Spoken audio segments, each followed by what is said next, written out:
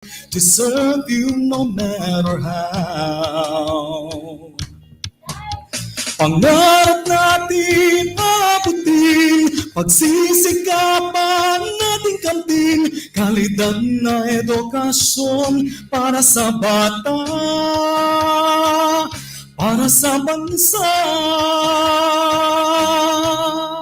Kauban, kasaligan, kadampan, kaDepEd. Kauban, kasaligan, kadampan, kaDepEd. Ambihan ng Mindanao, DepEd Northern Mindanao. Ambihan ng Mindanao, pagkaiusan nagpaibabaw.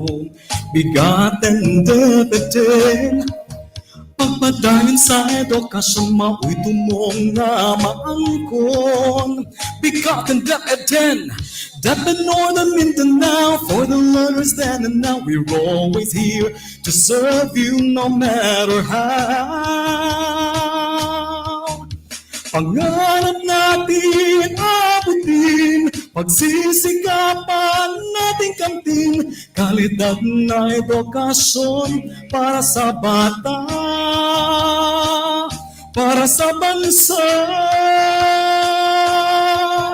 DepEd Northern Mindanao, ambihan ng Mindanao.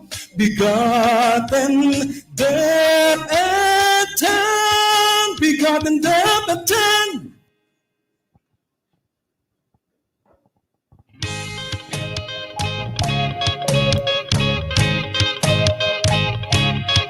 Ambihan ng Mindanao, pagkaiusan na paibabaw. BigaTEN DepEd, pagpadayon sa edukasyon, mao'y tumong na maangkon. BigaTEN DepEd, DepEd Northern Mindanao, for the learners then and now. We're always here to serve you no matter how. Pangarap natin abutin, pagsisikapan natin kamtin, kalidad na edukasyon para sa bata, para sa bansa. Kauban, kasaligan, kadampan, kaDepEd. Kauban, kasaligan, kadampan, kaDepEd. Ambihan ng Mindanao, DepEd Northern Mindanao. Ambihan ng Mindanao, pagkaiusan nagpaibabaw. BigaTEN DepEd, pagpadayon sa edukasyon, mao'y tumong na maangkon.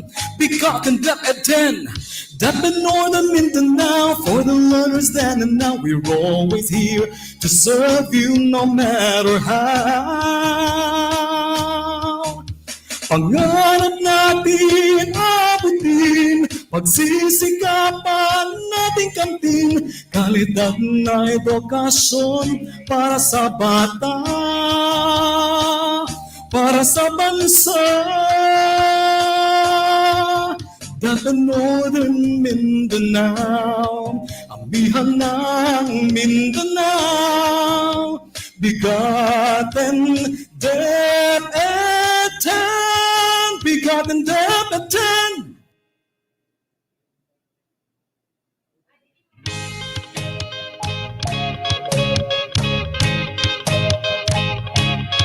Ambihan ng Mindanao, pagkaiusan na paibabaw. BigaTEN DepEd, pagpadayon sa edukasyon, mao'y tumong na maangkon. BigaTEN DepEd, DepEd Northern Mindanao, for the learners then and now. We're always here to serve you no matter how. Pangarap natin abutin, pagsisikapan natin kamtin, kalidad na edukasyon para sa bata, para sa bansa. Kauban, kasaligan, kadampan, kaDepEd, kauban, kasaligan, kadampan, kaDepEd, ambihan ng Mindanao, DepEd Northern Mindanao, ambihan ng Mindanao, pagkaiusan ng paibabaw, BigaTEN DepEd, pagpadayon sa edukasyon, mao'y tumong nga maangkon. BigaTEN DepEd DepEd Northern Mindanao, for the learners then and now, we're always here to serve you no matter how. Pangarap natin abutin, pagsisikapan nating kamtin, kalidad na edukasyon para sa bata, para sa bansa. DepEd Northern Mindanao, ambihan ng Mindanao, BigaTEN DepEd X, BigaTEN DepEd X.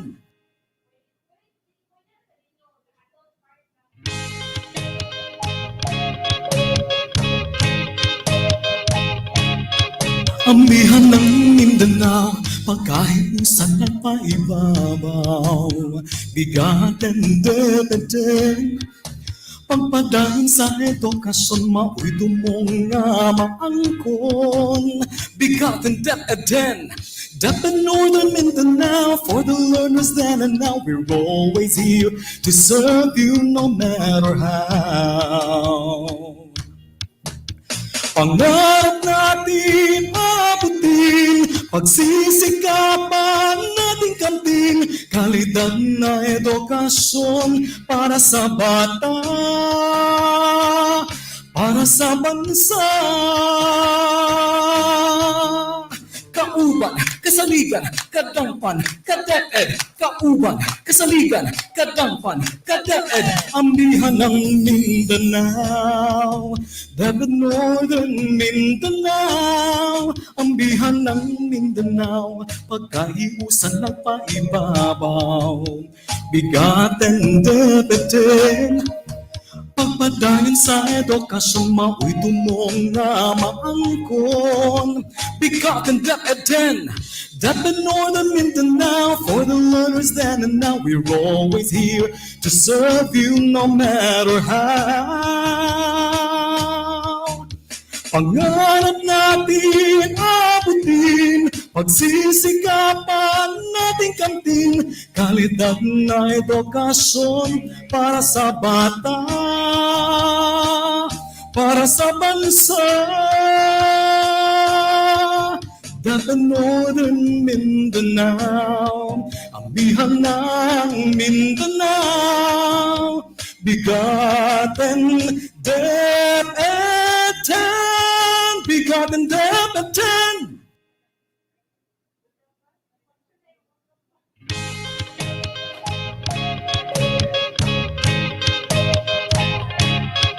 Ambihan ng Mindanao, pagkaiusan ng paibabaw, BigaTEN DepEd X, pagpadayon sa edukasyon, mao'y tumong nga maangkon.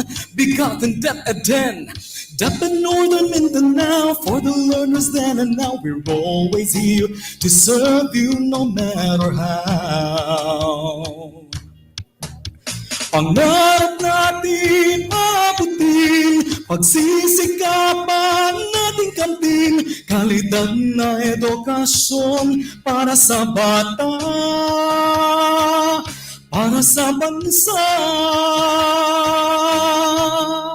Kauban, kasaligan, kadampan, kaDepEd, kauban, kasaligan, kadampan, kaDepEd, ambihan ng Mindanao, DepEd Northern Mindanao, ambihan ng Mindanao, pagkaiusan ng paibabaw, BigaTEN DepEd X, pagpadayon sa edukasyon, mao'y tumong nga maangkon. BigaTEN DepEd X, DepEd Northern Mindanao, for the learners then and now, we're always here to serve you no matter how.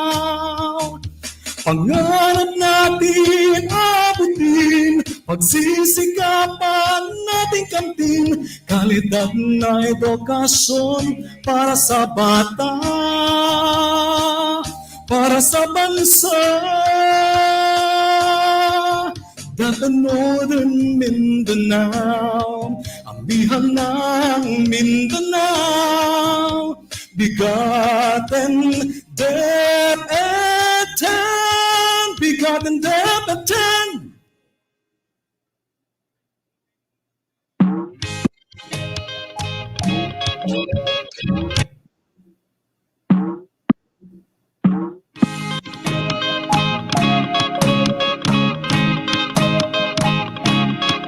Amihan ng Mindanao, pagkahiusan ng paibabaw, BigaTEN DepEd X. Pagpadang sa edukasyon, mao'y dumunga maangkon, BigaTEN DepEd X. DepEd Northern Mindanao, for the learners then and now, we're always here to serve you no matter how. Pangarap natin abutin, pagsisikapan nating kamtin, kalidad na edukasyon para sa bata, para sa bansa. Kauban, kasaligan, kadampan, kadeped, kauban, kasaligan, kadampan, kadeped, amihan ng Mindanao, DepEd Northern Mindanao, amihan ng Mindanao, pagkahiusan ng paibabaw, BigaTEN DepEd X. Pagpadayon sa edukasyon, mao'y dumunga maangkon, BigaTEN DepEd X. DepEd Northern Mindanao, for the learners then and now, we're always here to serve you no matter how. Pangarap natin abutin, pagsisikapan nating kamtin, kalidad na edukasyon para sa bata, para sa bansa. We're always here to serve you no matter how. DepEd Northern Mindanao, for the learners then and now, we're always here to serve you no matter how. Pangarap natin abutin, pagsisikapan nating kamtin, kalidad na edukasyon para sa bata, para sa bansa. DepEd Northern Mindanao, amihan ng Mindanao, ating kamtin, kalidad na edukasyon para sa bata, para sa bansa. DepEd Northern Mindanao, amihan kami ang inyong kauban, kasaligan, kadampan, kadeped. Hangtod sa sunod higayon, kini ang BigaTEN DepEd X. sa bansa. DepEd Northern.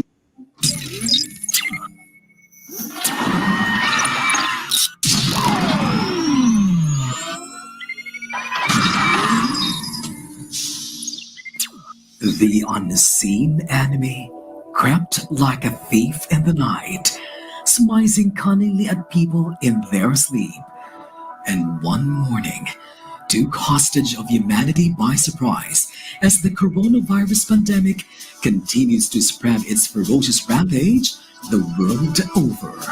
COVID-19 took the different sectors by storm, and education was no exception. COVID-19 pandemic shocks the world. We didn't see this coming. We were caught unaware. This has created the new normal, and we have to embrace it by addressing the challenges it brings. Determined to pursue the delivery of education amidst the COVID-19 pandemic, DepEd Region 10 launched its banner program dubbed as RX Adobe. The Department of Education, Northern Mindanao, has crafted its learning continuity plans under the banner program RX Adobe, which stands for Region 10 Alternative Delivery of Basic Education. It underscores the alternative delivery modes under the remote teaching and learning. The 14 schools division offices of the region have crafted the learning continuity plans anchored on RX Adobe. Always ready for education emergencies, DepEd Region 10 will continue its tradition of excellence in delivering its services anchored on the department's Sulong Edukalidad program. As we pivot from access to quality, we have to consider a well-developed curriculum, improved learning environment, upskilled teachers, and take into consideration responsive multi-stakeholders cooperation. All these and more are under the program Sulong Edukalidad. But on top of these all, still health and safety are the number one concerns of the Department of Education, especially at this time of pandemic. Serving with heart. Leading with a heart. Envisioning with a heart. Straight from the heart of DepEd Region 10. education must continue.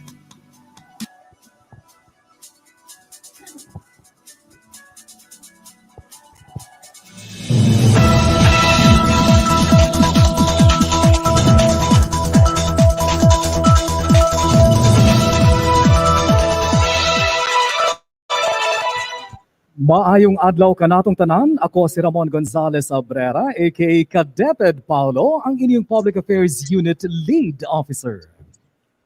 Ug ako sab si Candice Racoma, ang inyong rakista abogada aka Kadeped Rada. Kami ang inyong kauban. Kasaligan, Kadangpan.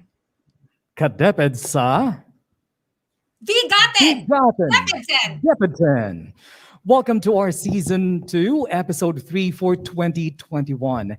Previously, mga kadeped, in our program, we brought to you our Season 2, Episode 2, featuring the Human Resource Development Division of the Regional Office, which highlighted its programs, projects, and initiatives under the segment titled HRD Designers and Builders Empowering the Human Resources.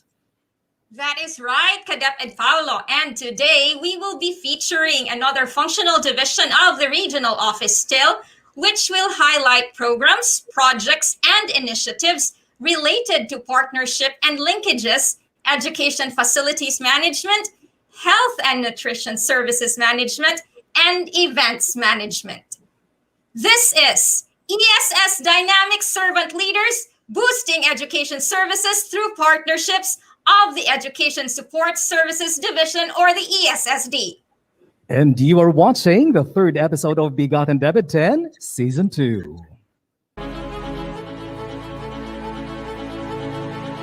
Makauma natin si Regional Director, Dr. Arturo B. Bayocot.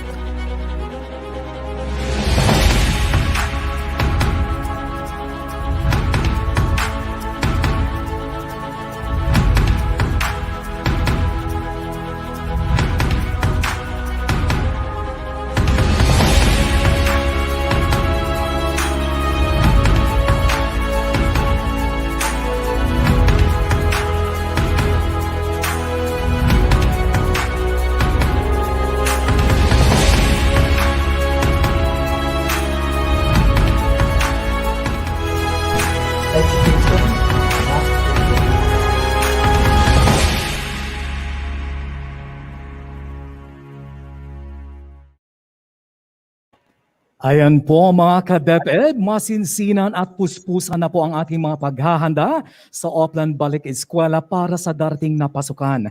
Ganoon din po ang ating Brigada Eskwela na atin pong pag-uusapan mamaya kasama ang ESSD. Kaya kaugnay riyan, panoorin at pakinggan nating muli ang mensahe ng ating butihing Direktor Panrehiyon RD Art para sa nalalapit na pagbukas ng taong panuruan 2021-2022.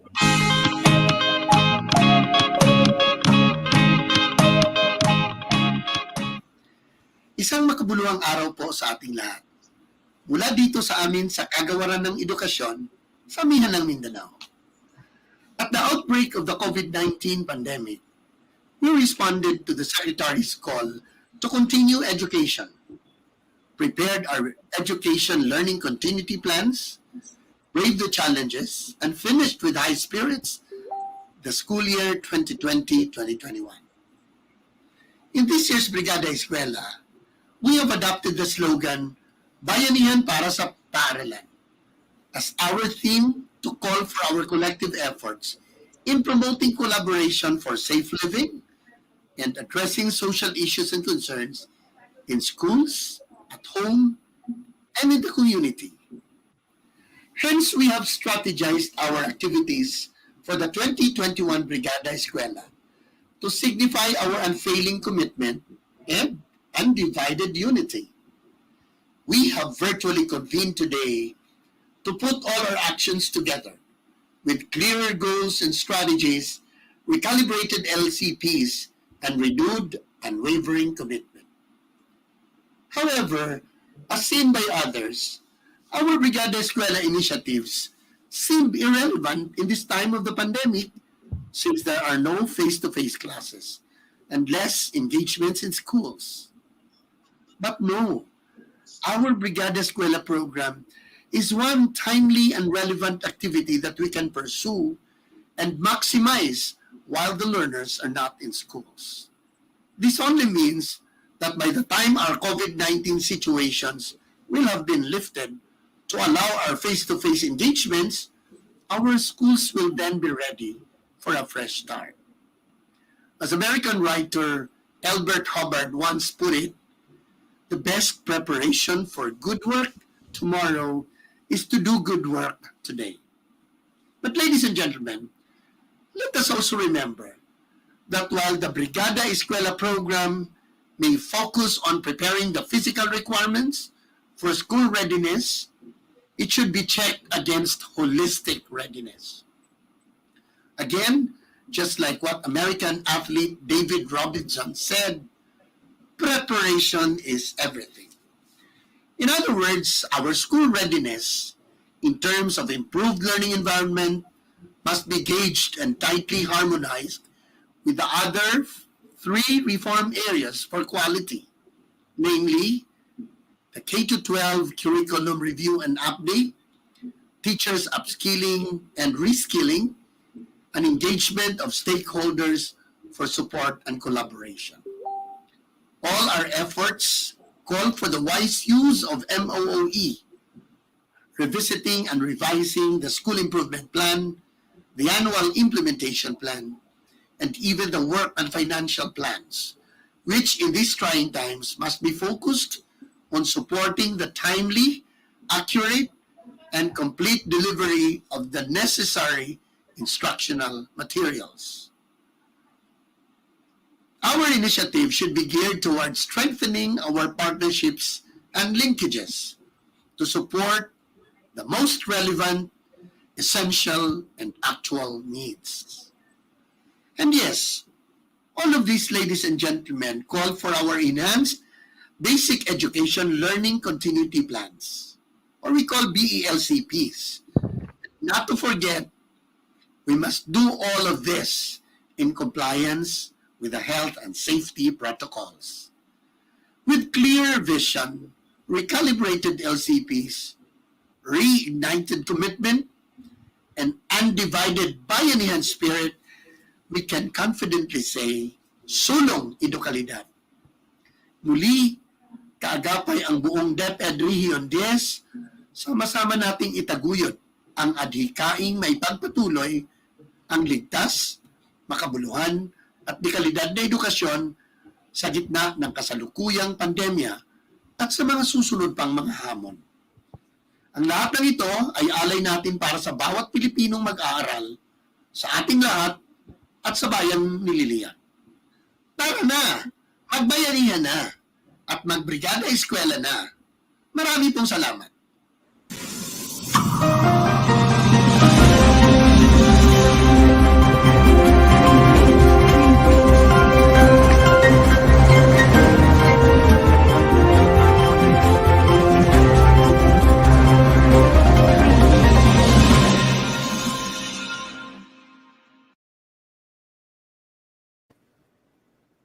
Ayan po mga ka-DepEd and ka-DepEd Paulo, gusto lang nating bigyang diin ang sinabi ni RD Art. Our school readiness in terms of improved learning environment, which is basically the focus of Brigada Eskwela, must be gauged and tightly harmonized with the other three areas or pillars of quality, namely the K-12 curriculum review and update, teachers upskilling and reskilling, and engagement of stakeholders for support and collaboration. And partner, speaking of engagement and stakeholders for support and collaboration and more, we have with us today the Education Support Services Division, headed by Chief Myron Talosig, together with his team of dynamic servant leaders. Good morning, Chief Myron. Welcome to BigaTEN DepEd X. Good morning, Rada. Good morning, Piolo. How are you? Paolo po, Sir Chief. Promote pa na kay Piolo ngayon. Promoted ka. Sarap naman yan. Yeah, Paolo.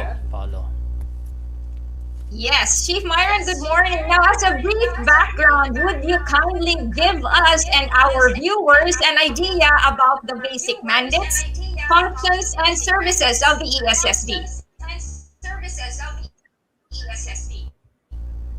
Yeah, thank you, Rada, and Paolo for inviting us in your BigaTEN program. We at the ESSD take this as an opportunity to share with you who we are, what we do in ESSD, why we do it, and how we do things as an office. So in 2012, the rationalization plan of DepEd was designed and started its implementation. And among the many reforms that were included at that time was the streamlining of the organizational structure of DepEd with the introduction of an office at the regional level having the mandate to ensure that the fundamental rights of a child are respected and guaranteed.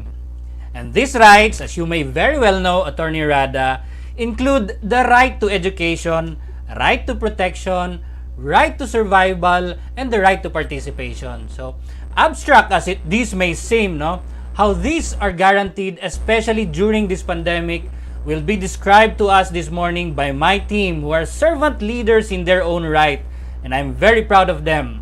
So in a nutshell, the ESSD assists and supervises the school's division offices in the provision of services and facilities towards a safe, child-friendly learning environment.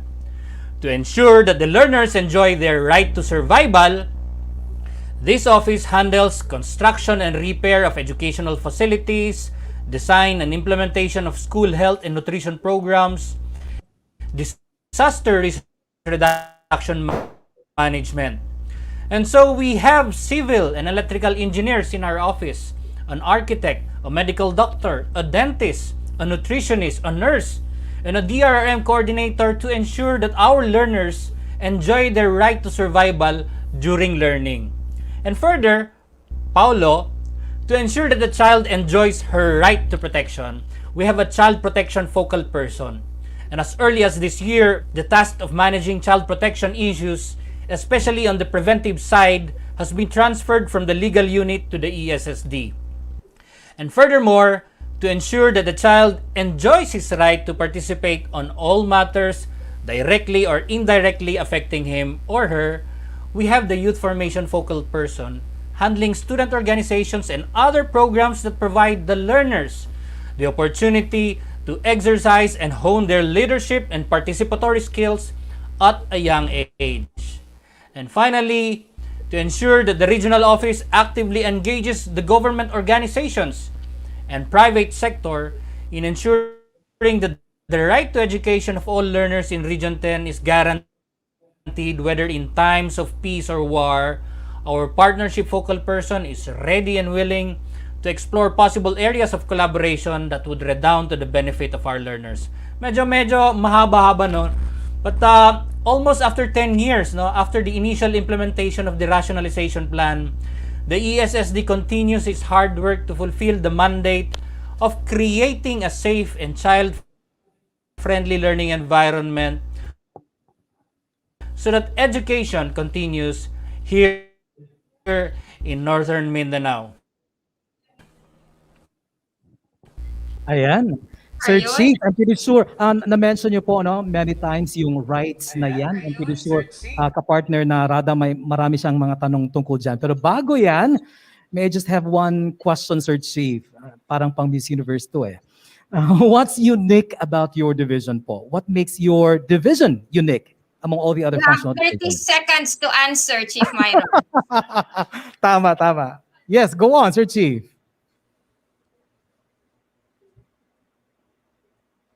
Hello, Sir Chief? Are you on the line? Please. Is that we are... Nakapag-ata sa 30 seconds. Yeah, can you hear me now? Yes, loud and clear. Go on, please. What's unique about your division, How Sir about now? Chief? Yes. You're loud and clear. What's unique about your division, Sir Chief? Yes, you're loud and clear. Yeah. What makes us unique Okay, as an sir. office is that we are the only functional division composed of non-teaching organizations in Northern Mindanao in order to have more resources to address the resource gaps of DepEd. Because with more resources, DepEd is able to do more. So a meaningful partnership with these organizations also means that DepEd does not need to do everything by itself and will allow us to focus on what we do best, and that is teaching. So for example, we could ask the private sector to adopt a school so that they could focus their resources in that school, from school building construction to printing of modules, etc. And we could also ask the local government units and the national government agencies to adjust their programs and policies in order to support the delivery of education services to those who needed it most. And further, Paolo and Rada, what makes us also unique in the regional office is that we have so many internal partners, or counterpart offices at the central office and also counterparts at the school division level. And this makes our operation a little complicated because we deal with a lot of offices with their own unique mandates and operational thrusts and budgets. But while this complication puts a lot of burden on our shoulders, we find it fulfilling that we are able to influence and be influenced by many offices within the education bureaucracy so that we could improve further the learning and teaching in the region. Ayan. So, kapartner na Rada, Yes. pasok ba sa top 5 yung sagot? He is moving on to the next level. Anyway, Chief Myron, sa dami ng sinabi mo tungkol sa mga karapatan ng ating mga estudyante, and considering that the ESSD is composed of a lot of professionals, nandyan yung mga doktor, nandyan yung mga nurse, nandyan yung nutritionist, how are you able to continue to deliver the services that we deliver to our learners, especially in this time of the pandemic, sir? Well, as mentioned a while ago, my team, we'd like to give them program holders. They have their own programs to cover all these 4 fundamental rights, that even during pandemic, education continues. And while their right to education is being provided, also their right to survival, right to participation, and right to protection are being addressed. And may we call on our team sa ESSD to share to us their programs. Ayan po. So, Sir Chief, thank you very much. Babalikan po namin kayo mamaya para po sa inyong mga karagdagang impormasyon at saka mensahe. Ayan po ang Pero ating... partner, Yes. bago natin puntahan ang ESSD team, yung follow-up question ko para kay Direk, pero mamaya na niya sasagutin. Ang follow-up question ko para kay Direk, Direk, ano ang paborito mong karapatan? Nako, alam ko yan. Alam ko yan. Sige, Yes, tatanungin natin, partner. Oh. Mamaya. Okay. Siguro, bago matapos yung programa, partner, sasagutin niya ni Direk. Okay? Yes, of Ayan. course. Okay. For the meantime po, mga ka-DepEd, makakasama natin ngayon ang Medical Officer 4 ng Regional Office 10. Walang iba po, kundi si Dr. Myra G. Yee. Doc May, magandang umaga po. Welcome to the program. Magandang umaga, Ka Paulo at Karada. Now, gusto ko munang mag-greet ng ating pinaka-dynamic sa buong regional office at sa buong Region 10 ng DepEd. Ang aming butihin, ang pinaka-brilliant na Regional Director, Dr. Arturo Bayocot, at ang kanyang Assistant Regional Director, Dr. Victor de Gracia, at ang lahat ng mga functional chiefs, and including our own ESC Chief, Sir Myron Talosig, at ang lahat din ng ating mga counterparts, no? Mga doktor, dentist, mga nurses, at nutritionist sa buong 14 schools division offices ng buong DepEd Region 10. So for the information of everyone, we are actually 254. Naging 270 plus na ngayon dahil may mga bagong na employ na mga school health personnel. So sa unang tanong, Yes, May. Doc May. Ito po Yes, yung po. unang katanungan natin, Doc May. What important activities has the health and nutrition section been doing that have made a huge impact on our fight against the pandemic po? This is in relation to our implementation of our learning continuity plan in the region. okay po. So napakagandang tanong yan, Ka Paulo, no? Kasi po, sa DepEd, kahit na may pandemya, okay sa DepEd. Ito pa kasi yung sign namin. Okay sa DepEd is O-Plan Kalusugan ay nagpapatuloy sa gitna ng pandemya. So ito po ay isang convergence ng 6 health flagship programs na nagbibigay ng at naghihikayat sa sustainable, holistic na programang pangkalusugan at nutrisyon para magkaroon ng healthy behaviors at mabuting learning outcome ang mga bata at pati na rin ang mga manggagawa. Sabi nga ng WHO, no, yung school health is a wise investment. Kasi apektado ng school health ng bata at manggagawa ang edukasyon or performance ng ating mga learners. So, ngayon, ang focus ng DepEd Major School Health and Nutrition Program specifically ay 6 na mga health programs. Ang number 1 dyan ay yung SBFP or School-Based Feeding Program.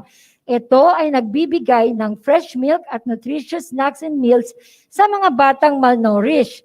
So kailangan ito, no, para maging healthy, no, ang isang nutrition wise ang isang bata, no, para may panglaban sa COVID. Number 2, na programa ng OK sa DepEd ay yung NDEP. Ito ay National Drug Education Program na patuloy na linalayo sa drugs, alcohol, at tobacco ang mga learners through, including dito ang mga barkada kontra droga na mga activities namin. Pangatlo is the Adolescent Reproductive Health na ARH kung tawagin, na siya ang kasabay ng Comprehensive Sexuality Education. At ito ay nagbibigay ng counseling and referral, no, services para sa mapigilan natin yung lumulobong problema natin sa teen pregnancy at iba pang issues ng mga teenagers ngayon. Now, ang pang-apat na uplang kalusugan ay yung WASH or yung WINS or WASH in schools. Ito ay nagsusupply ng water, sanitation, and hygiene at nagtuturo sa mahalagang role ng hand washing laban sa COVID at iba pang mga sakit. So, napaka-importante ng role ng WINS, no? And then, of course, ang ikalima, yung school mental health program na siyang kailangan para matugunan ang mental resilience ng mga learners at workers ng DepEd sa pamamagitan ng mental health psychosocial services at yung psychological first aid trained na mga guidance counselors, teachers, and health workers. At ang pang-anim ay ang medical dental nursing services na ngayon ay may mga bagong tinatawag naming school dental healthcare program na gumawa ng mga 130 na mga bagong medical and dental clinics sa buong Region 10. Ito ay kinocompose ng mga doktor, dentist, at nurses na siyang nagmo-monitor, nagpe-prevent, at nagmamanage ng mga may sakit at nagre-refer sa LGU or sa BHERT sa mga suspects ng COVID-19. So, holistic yung approach natin sa DepEd. No? Ang ganda-ganda. Kasi kung titingnan mo, ito yung magko-contribute ng sinasabi nating mental and physical resilience to prevent o para may panglaban tayo sa COVID-19. Okay? Ayan po. Thank you very much, Doc Mai. Tumungo naman po tayo sa isa pang napaka-importante pong concern po. Region 10 is second highest in teenage pregnancy in the country. Medyo alarming po 'yon. According to Popcom in 2019-2020. What strategies must be done, do you think, Doc Mai, to address this worsening problem po? Yes, no, totoo yan, no? Napakalaki ng paglobo ng teenage pregnancy sa atin sa buong Pilipinas at pati na rin sa Region 10. Kaya nga mayroon tayong Adolescent Reproductive Health or ARH na kasama sa 6th flagship program ng O-Plan Kalusugan or OK sa DepEd. Ito kasi yung service, counseling and referral arm, no, para magkaroon ng kabalikat ang ating educational arm. And what is the educational arm? It's actually the comprehensive sexuality education na nagbibigay ng serbisyo sa mga learners na makikitang may ganitong risk o sitwasyon. So ito ang ARA, Service Provision. So kaakibat siya ng CSE or Comprehensive Sexuality Education. So nagkaroon tayo ng mga collaborations nito sa DOH, sa Popcom at sa napakarami pang stakeholders and partners para gawin ang tinatawag na CSE and ARH convergence. Kasi kailangan magkabalikat talaga sila. No, i-educate natin yung bata tungkol sa sexualidad at saka provide ng service arm that is given to us by our guidance counselors, our trained teachers and nurses or health workers. So, nagkaroon din tayo ng mga training ng mga teachers, school health personnel, guidance counselors, workers para sa ADEP or adolescent practical education at nagkaroon din ng training of trainers ang ating comprehensive sexuality education ng mga taga-CLMD. So, nag-training din tayo ng rapid heads assessment ng mga bata at nag-establish ng referral system sa mga accredited adolescent-friendly health facilities kasama ang iba't ibang mga partners natin. Okay. Ayan, Doc Myra, good morning po. As I understand, all the programs and the services you have just mentioned are all significant to the Department of Education, especially to our learners. But let's go to a more pressing issue, Doc Myra.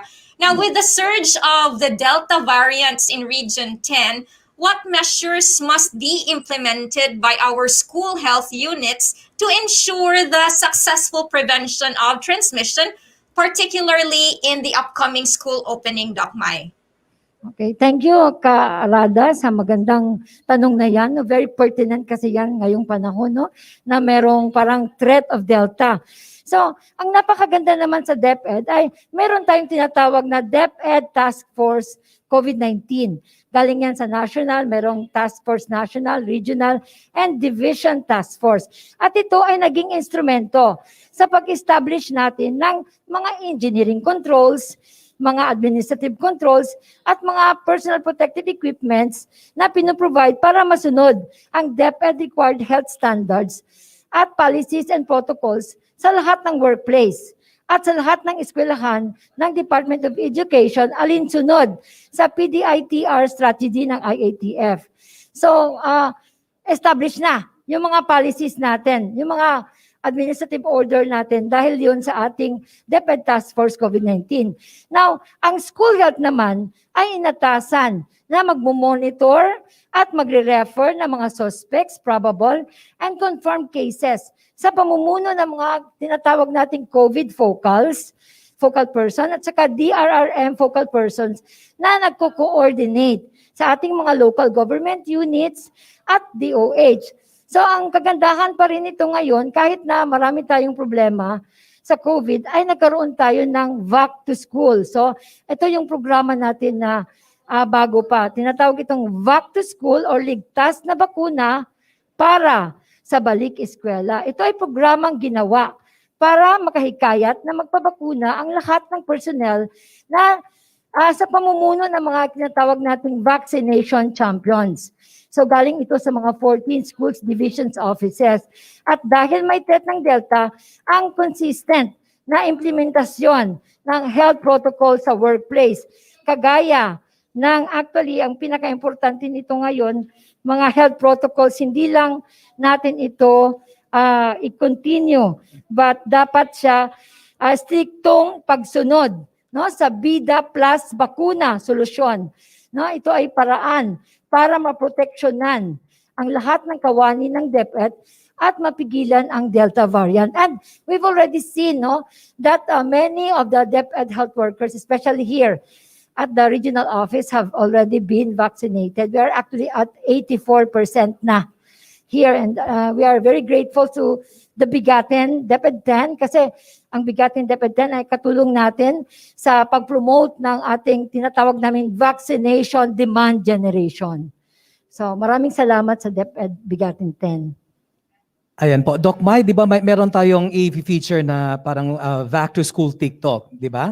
Yes po. So ipakita po natin ito. Kapag nabakunahan na, maaari na bang ipagpaliban paggamit ng face mask, face shield, iba pang public minimum health standards?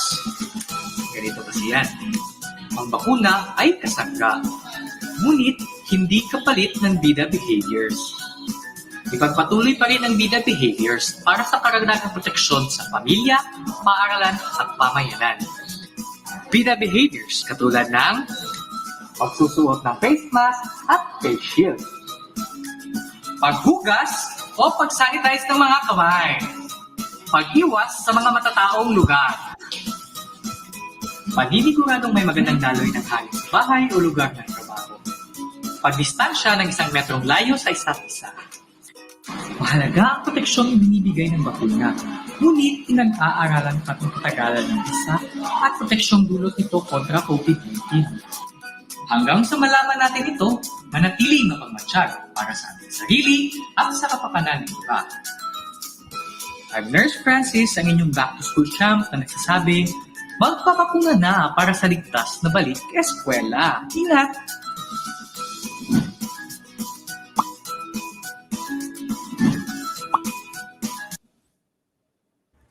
Okay. Ayan, mga ka-DepEd, napanood po natin ang Back to School TikTok video. Now, partner, murag sa gisulti ni Doc Myra na 80% na ta na na-vaccinate within Region 10. Murag, it's about time siguro na naapod tayo atong own TikTok videos about vaccination. Unahan na to na sa BigaTEN DepEd 10 nga crew.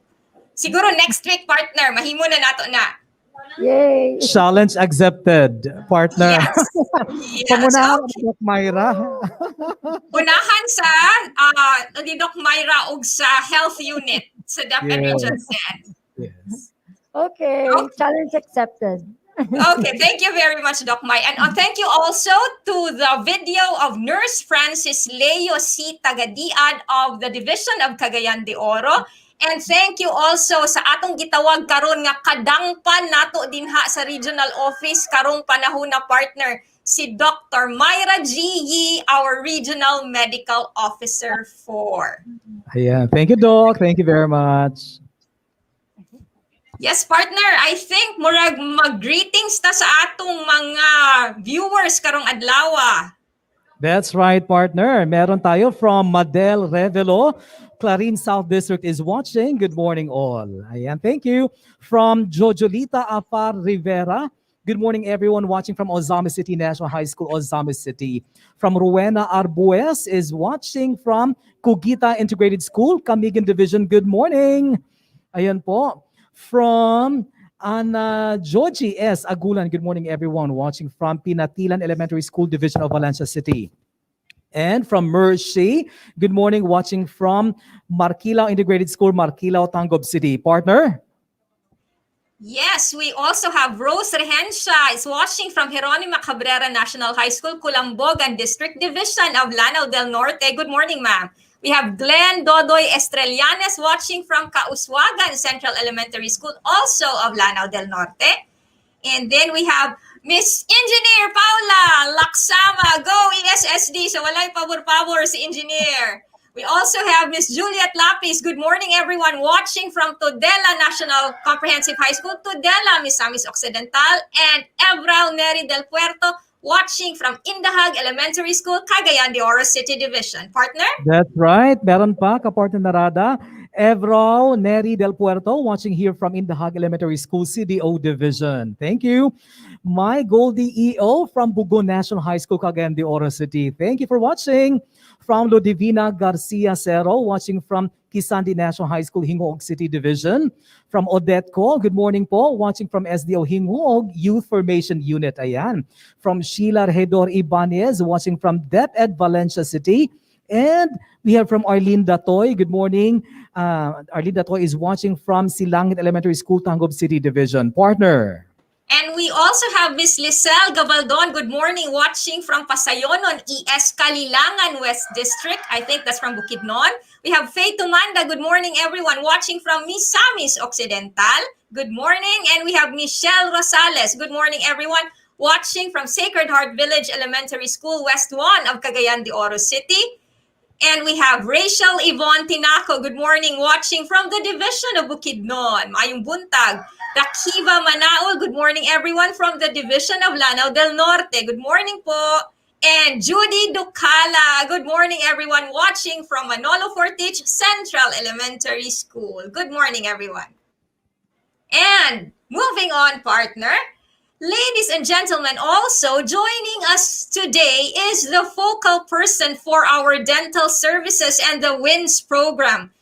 Nandito po si Dr. Ray Ignacio B. Cagang. Maayong buntag, Doc Ray, and welcome to BigaTEN DepEd 10. Okay, may buntag, Attorney Rada and Sir Paulo. Good morning sa tanan, mga taga Region 10. Good morning, Philippines. Good morning. Yes, good morning, Philippines. Now, Doc Ray, what are the programs under your supervision that are integral part of the opening of classes this school year 2021-2022? Okay, so among the programs that I handled in Region 10, there's these two programs that are really an important part in the coming opening of classes this coming September 13 is the School Dental Healthcare Program and was in school programs in the Department of Education. Ayan po. Doc Ray, maitanong ko lang ha, do these programs prepare the school, especially when face-to-face modality is not yet allowed po? Yes. These programs really prepare our schools in the upcoming opening of classes and the possible face-to-face modality, if ever given a chance by our dear President Duterte, that we could have a face-to-face. So these programs really prepares our schools so whatever modalities we could have this coming opening of classes like the school dental healthcare programs. This is under the medical, dental, and nursing services. The school dental healthcare programs provided with the functional medical dental clinics in the central schools. In the entire country, we have 1,886 clinics, and in Region 10, they have shared as 130 clinics scattered in the 14 divisions. So at least we could have we could serve those learners in school. These clinics, this program started in 2019, and now in 2021, it is already completed. But there are some minute lacking of facilities, but we could say that this could already serve our clientele as learners and the DepEd populace.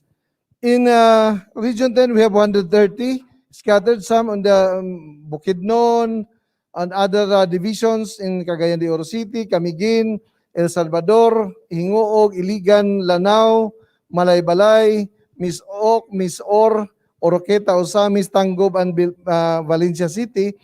It is started 2 years ago, but we could say this time it is already open. In fact, in September 6, we have a nationwide opening inauguration of the entire clinics in the entire Philippines.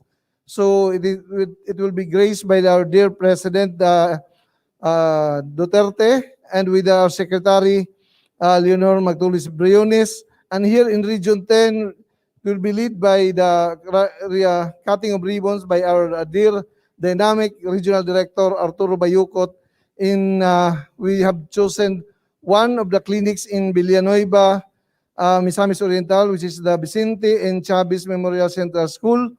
So, as I could say that this is well equipped, we could manage to cater the emergency and first aid services and all the consultations. And these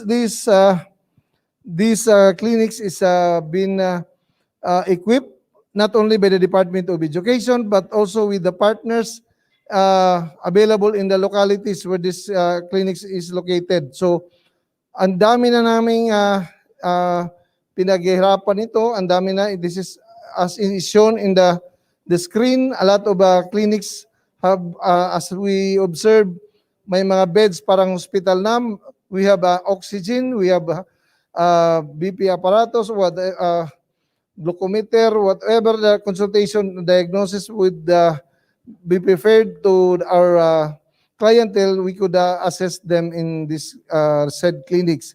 And also, since we have limited health personnel in the Department of Education, each divisions have prepared the services and the schedule of services of the medical officers and dentists in each of these clinics.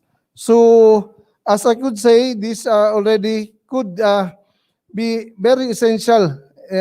Masasabi natin na this could be guaranteed that if ever learners would come to school, they could be taken care of in terms of medical, dental, and nursing needs of these learners. So, aside from those school dental healthcare program, we also have this WINS was in school program. As we could imagine, this time of pandemic, sanitation and hygiene is really matters. So this time we could not avoid, we could not neglect these things. So in the Department of Education, this program really focus on this matters with sanitation and hygiene, water, sanitation, and hygiene. We have a usual monitoring of schools in online monitoring system. We done this every year. But in the I'm proud to say that among the 17 regions in the entire country, Region 10 is among the top 3 regions that have a 100% participation rate. It means all the schools have submitted their evaluation in each of their school. So alam na namin what are the profile in terms of hygiene and sanitation in its schools since we have collected 100%. Okay, so aside from those have monitored these schools, here in Region 10, we have contextualized the monitoring tools. I have made, just to be in line with this pandemic, we have a checklist to assess the readiness for safe return to school. So para natin malaman na talagang ready ng school natin for the upcoming learners, opening of classes and the upcoming face-to-face. So we could not say na matatapos itong pandemic. Kahit hindi matatapos ang pandemic, we could say the schools are ready to cater our learners. So we have our there's a regional issuance of Regional Memorandum number 96, series of 2021, a checklist to assess the readiness for safe return to school. This is quarterly monitoring. Why quarterly? Sabi ng iba, why is it needed to quarterly if ever you have monitored in one time? But I've said to ensure the sustainability of those facilities and the improvement of the schools. Some of the schools have not yet implemented the program. We could monitor 4 times a year. So as of now, we have done the second quarter last June. And this coming September, we will have another monitoring for the third quarter. So far, the monitoring is doing good, and some of the schools have already implemented the program, and hopefully we could perfect the 100% implementation of the program. The content of this monitoring tool in Region 10, just to make it a safe return to school, is more on policies. First, the stay home when not feeling well policy in place. So make sure the school already have formulated a policy that they don't go to to school if they're not feeling well. Baka they have some symptoms of this pandemic, this COVID-19. So they better stay at home. So the protocol on self-checkup for prior entering the school, they have to check their condition. They have to have in the gate and the open entrance of the schools, there should be a scanner, thermal scanner. And so with the schools should have a linkages to the local health community. What if ever something happened to our personnel, they could directly call for assistance. So also we have protective equipments that ensure that the learners really bring their mask and sanitizer or alcohol in school, and the schools can not all the time provide those items, but in case somebody or some of the personnel forgot to bring these items, they could at least provide one. Then they have to policy on wearing requirement, and more on policies in wearing the required face mask as in stated in DO 14/2020, which is a minimum health standard in the Department of Education. Access to hand washing, very essential. Before, we require only hand washing inside the classroom beside the building, but now we require them to build a hand washing facilities at the entrance of each school. Para pagpasok ng mga tao, student, parents, they could wash their hands. Then, they could have enough water facilities to clean those facilities, and enough soap supply na because I have always reiterate this in every lecture. You cannot call it hand washing if there's no soap. Hand washing is a composition of water and soap. Sometimes, some people always say, naghanwas na ako, Dok, pero binasalan niyang hands niya, pero walang sabon. It cannot be considered as hand washing. That is why we require the schools to at least provide soap at every hand washing facilities. Then they could have enough supply of materials in cleaning the hand washing facilities, toilets, with detergent, soap, and those things. They have the management system, cleaning management system in the school. The school head could assign somebody to monitor the cleaning and making these schools as sanitized as possible. And the disinfection of the frequently touched surface, and enough manpower may maglilinis talaga. Then kasi pag linis na pag-uusapan, wala nang wala nang mapapakialam. Okay? So at this the garbage collections at least every day emptied, maintaining physical distancing. This is stated in DepEd Order number 14/2020. The arrangement of chairs inside the classroom should have 1 meter apart. And the also, we have to mark the floor where we could identify the entrance and the exit of each classrooms. And then, access to IEC materials, we should have those personnel, everybody in the department should be oriented with regards to what's happening now about the COVID-19. And also, the IEC materials posted should be posted in our respective strategic areas in the school, So then other is the ventilation. Our classroom should have a well ventilated. Kasi alam natin, especially this Delta, it's very contagious, it's very communicable. Okay? So it's better to be yung well ventilated ang classroom, toilets, school canteens, food bath should be provided, and there's a monitoring team that could monitor their schools in terms of this assessment. Okay, so that's all that is why I want to emphasize these things, since we really mean cleaning is the very essential this time of pandemic. And so we could with regards to providing our learners in preparation of this class opening, the HDCP School Dental Healthcare Program, as I came back with this program, we have already not only providing clinics, but also we provided healthcare kits composed of toothbrush, toothpaste, and soap to all learners, grade kinder to grade 6. As now, we have added additional supplies.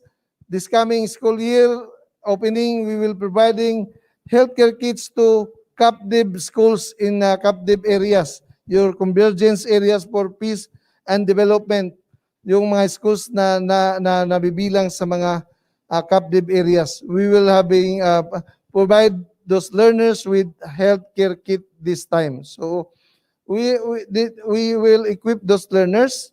So as I've said, let's go hand in hand in making our school a safe place to learn in this time of pandemic. That's all. Thank you very much, Paulo. Doc. If I may just add one more question, Doc. When you do the monitoring, is it done online or virtual? Actually, we asked our counterpart in this respective districts and schools to done it physically monitor the schools with strict instruction to observe minimum health standard. They submitted us online since the divisions could not come to the regional office, so they done the submission online, but the inspection they done in physical, they done actual observations. Ayan. Thank you once again to our very own focal person of the Regional Office for Dental Services and the WINS program, Dr. Ray Ignacio B. Cagang. Thank you very much, Doc. Thank you. At this point, ladies and gentlemen, okay, may video po yata tayo. Yes, direct. Thank you.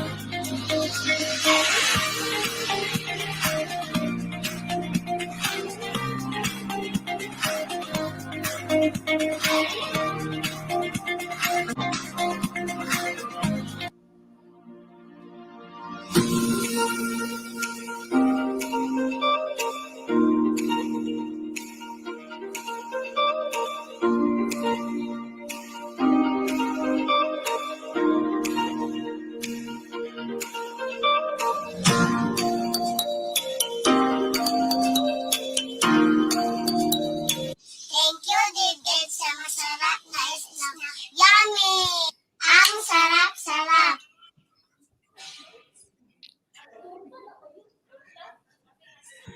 Maraming salamat, God bless.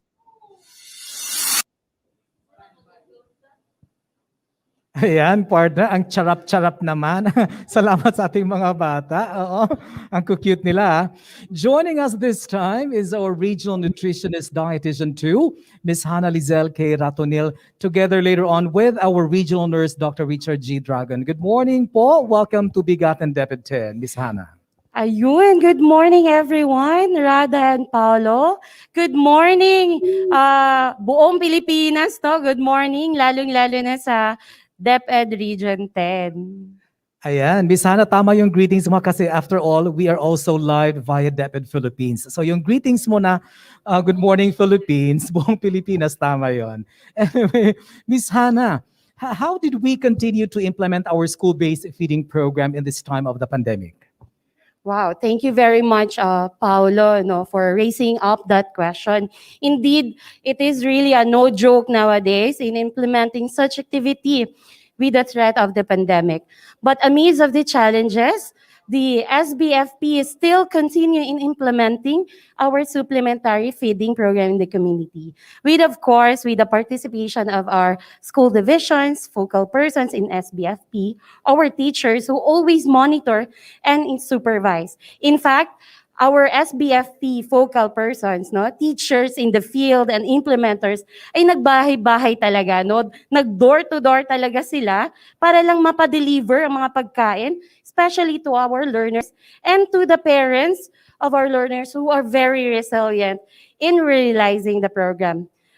Actually, ang ibang parents ay sinasabay nila sa pag-submit ng mga modules para makuha din nila, masabay nilang pagkuha ang kanilang pagkain para sa mga anak. In fact, we also have LGUs who also take part during the delivery of the food. So as you can see, they are really dedicated and very resilient in addressing the malnutrition among our learners, especially this time of pandemic. And today, Paula and Rada, I would like to take this opportunity to congratulate everyone for their job well done. And for the information of everybody, the school-based feeding program recognized in the central office as the most improved program implementation of all the programs in DepEd. Resulta po ito sa pagtutulungan po ng bawat isa, lalong-lalo na sa ating mga guro, And of course, our utility and security guards na sila talaga yung nagbubuhat ng mga pagkain, tinapay at prutas at gatas, At sa lahat po ng bumubuo ng SBFP, congratulations and maraming salamat po. Ayan, Miss Hannah, may tanong lang ako. Pwede ba kung sumali dyan sa feeding program na yan? Yeah. Opo, pero i-prioritize po natin yung mga learners natin. Okay. Partner, ako din, meron akong tanong kay Miss Hannah. Yes, go on. Yes, kasi gusto ko nang kunin ang opportunity na to since we have a nutritionist here. Miss Hannah, ang tinolang manok ba ay nutritious? Yes, as long as kapag kumain po tayo ng tinolang manok, make sure that naka-free range po ang manok. Yes, kay kaning manok sa among silingan din nga ganina ra gasaba, kay ganina ra ko gitaksan sa atong crew, murag maihaw na ni siya para karong paniod to because you have just confirmed that the tinolang manok is nutritious. So magbantay ning manukan ni unya kay ganina ra ninyo gakadunggan. Rada, lagyan din natin ng gulay, ang tinolang manok para swak talaga na nutritious. Naapoy gulay ang among silingan. Alam mo, Kadeped Rada, medyo nagtaka nga ako, bakit ano bang meron sa manok na yan? Ba't na itanong mo? Kanina pa maingay eh. Anyway, Miss Hannah, medyo maikli lang yung panahon natin with you, but hopefully soon, medyo mahaba-haba ng konti. Ayan, thank you very much, Miss Hannah. Partner, greetings muna tayo ngayon kasi marami yung mga ano natin. Ayan. So meron pa, from my sister, happy watching. Greetings from Baltimore, USA. Ayan, kapatid ko po. Shaniqua Sean, watching from Pundasan National High School. Good morning. From Belto Palacio, Roberto Palacio, morning. Sagaran Elementary School, Talakag, 1.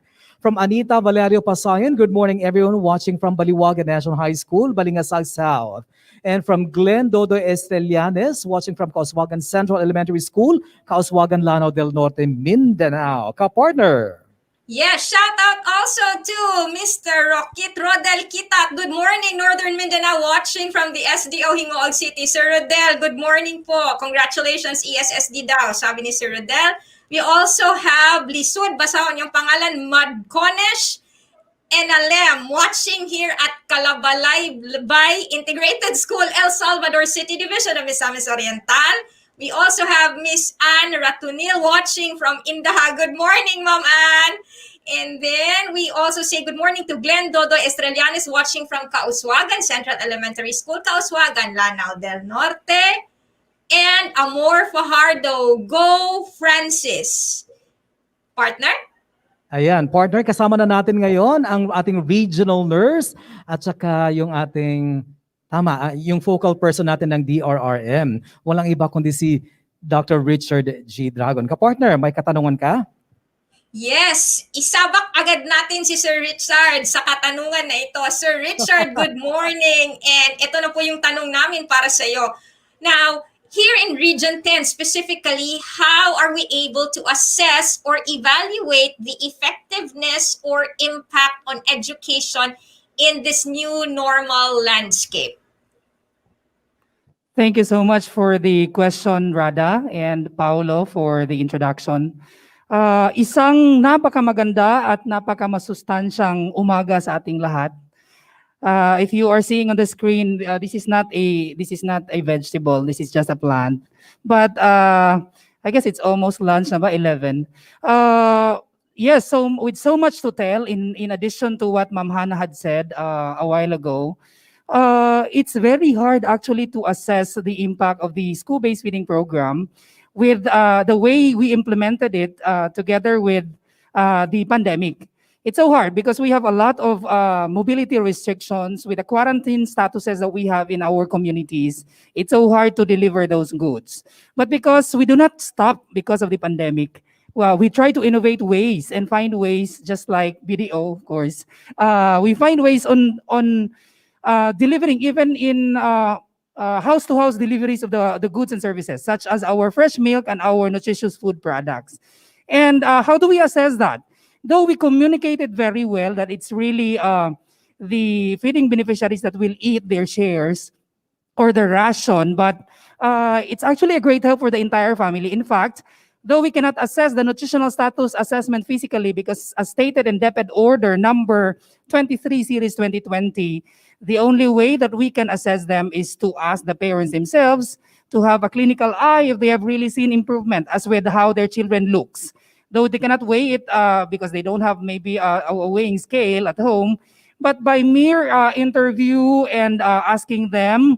And in fact, we also have some teachers who manage to do house-to-house monitoring, especially those areas that are of MGCQ or that lose mobility already.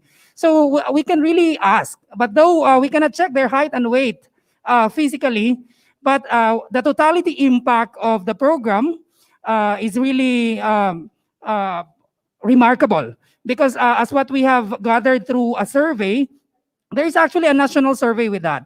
As with the implementation of 2020-2021 feeding program. And yes, we are so proud to tell you that parents are agreeing with that. So with our stakeholders, that we still manage excellently to deliver our school-based feeding program even amidst pandemic. Paolo and Rada. Ayan, so tama yung sinabi sa atin ni Nurse Richard. They find ways at sa tingin ko hindi lang sila taga BDO, taga Metrobank din sila kasi we are in good hands sa kanila partner. Tama So, ka dyan. yes, ayan po. So napakinggan na po natin si Miss Hannah Leizl K. Ratunil and si Sir Richard Dragon, ang ating regional nutritionist, si Miss Hannah yun kanina. At pasalamatan din po natin ang ating regional nurse na si Dr. Richard G. Dragon, who will be back later on the show. Makakasama natin ulit sila maya-maya partner and mga ka-DepEd. Ngayon naman, mga ka-DepEd at partner na Paolo, bigyang daan muna natin ang mga balita na ihahatid sa atin ng ating mga ka-DepEd correspondents. Excited na naman tayo dito, partner, mula sa mga sangay ng Lanao del Norte at Misamis Oriental. Ito ang DepEd News X.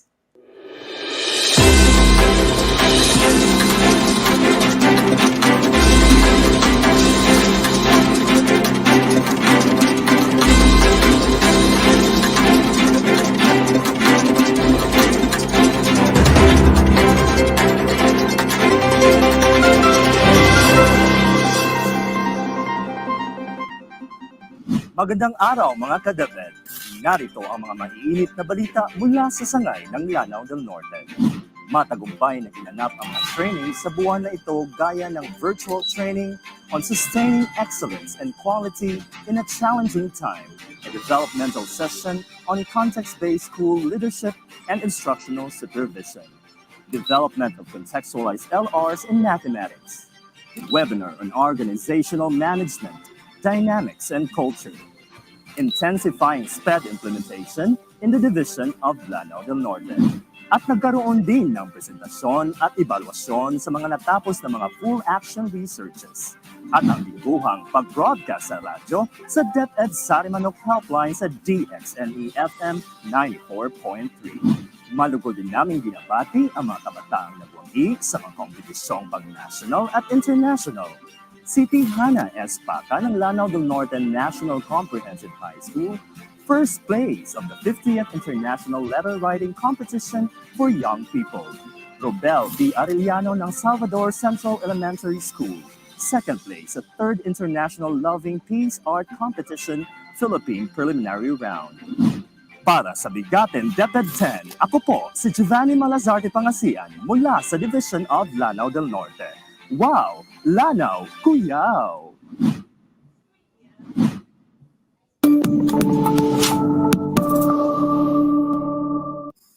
Maayong buntag mga ka-DepEd.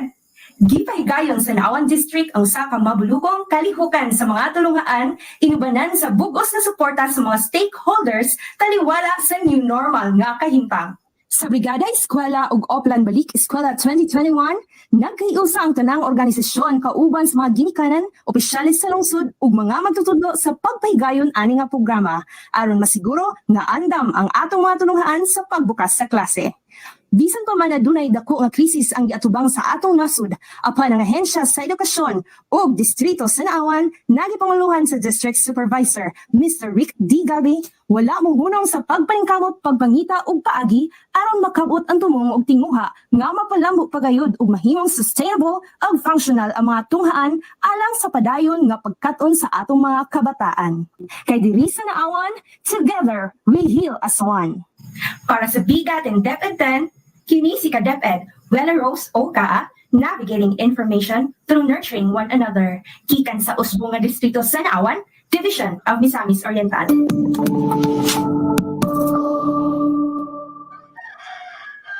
Ayan, at yun ang mga balitang hatid sa atin ni na Giovanni M. Pangasian ng Lanao del Norte at Miss Wella Rose Ogaan ng Naawan District, Misamis Oriental, para sa mag-move on na daw ko ka-DepEd News 10 o dili ka-DepEd News X. Ayan, partner. Ayan, tama ka dyan ka partner Rada. And moving on with our program, ladies and gentlemen, mga ka-DepEd, let's welcome back our Regional Nurse and DRRM Coordinator, Dr. Richard G. Dragon. Sir Richard, welcome back. What are the programs, activities, or initiatives of the DRRM, particularly on the preparedness, prevention, mitigation, and responses that have made an impact on education continuity, especially in this time of the pandemic? Thank you so much, Paulo. It's actually a great question. When we relate it to the DRRM, or the Disaster Risk Reduction and Management. Before that, I'd like to greet my division counterparts, divisional DRRM coordinators, good morning, as well as our school DRRM coordinators and all those who are viewing us in the field. A resilient morning to all of you. So in the advent of COVID-19 pandemic, the Disaster Risk Reduction and Management under the Disaster Risk Reduction and Management Service has been continually functioning to help prevent and mitigate transmissions and provide immediate responses, especially those concerning COVID-19 and those learners and personnel affected by it. From the creation of COVID-19 task forces to downloading of funds for COVID-19 prevention and intervention procurements, the DRRM had always been enforcing support for a healthy and safe teaching learning setup. In fact, among the highlights of its implemented projects is its sustained efforts in promoting mental health and wellness while the pandemic is going on.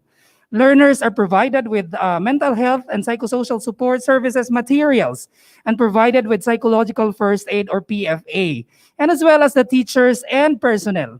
Yet series of virtual mental wellness activities in social media, TV, radio, and even in self-learning modules or SLMs are timely facilitated. As a matter of fact, the regional office itself, as we valued mental wellness, coping, and resilience, psychological first aid pandemic relief activity was conducted to help assist mental and emotional concerns of the personnel through provisions of laughter yoga therapy, music and art therapy, and even massage therapy sessions, as you are seeing that on screen. And to add, DRM personnel in the field has been actively facilitating the request on use of schools as isolation facilities, thereby helping our local communities in the fight against COVID-19. Rada and Paulo? Ayan, so partner, klaro sa giingon ni Sir Richard nga sa ila isubmit ang katong request for the use of our schools for any COVID-19 related na use. Kay murag daghan ga panawag, daghan ko ga ka-receive na mga gatawag kung asa daw na siya isubmit. Karon kabalo na tang tanan nananaw sa BigaTEN DepEd 10 kay Sir Richard Dragon na nato isubmit or sa iya nato i-coordinate. Di ba partner? Tama. Yes. And just to another question po para kay Sir Richard na how are the activities of the DRRM particularly on climate change adaptation or the CCA and education in emergencies carried out especially during this time of the pandemic, sir? Thank you, Rada. Actually, the usual activities, programs, and projects of DRRM also continued while the pandemic is still hitting us. Yet, disasters and calamities do not just go away just because we still have COVID-19 pandemic. We need to be always ready, to be prepared, and to continue to do activities in support of climate change adaptation and even anticipate provision of education even in emergencies. Quarterly national simultaneous earthquake drills are conducted virtually, though limited and with restrictions. Climate change adaptation activities like tree planting, coastal cleanups, and even doing researches are still managed by few of our schools division offices. And contingency plans are also being timely crafted. On top of that, partnerships with the local LGUs and other government agencies in the preparedness, prevention and mitigation, response and recovery of disasters is still being facilitated and communicated. Yet, that's a normal. Meetings and plannings are done virtually.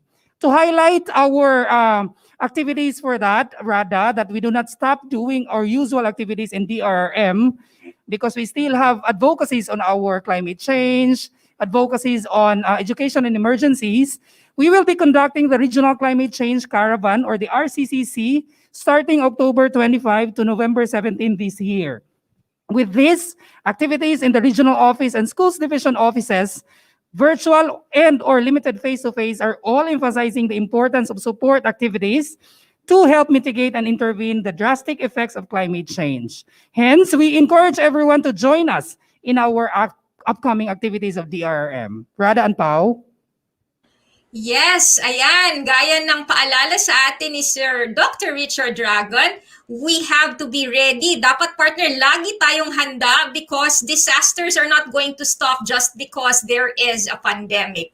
Pwede pong sabay-sabay po sila. Unfortunately, we have to accept that reality. Di ba, partner?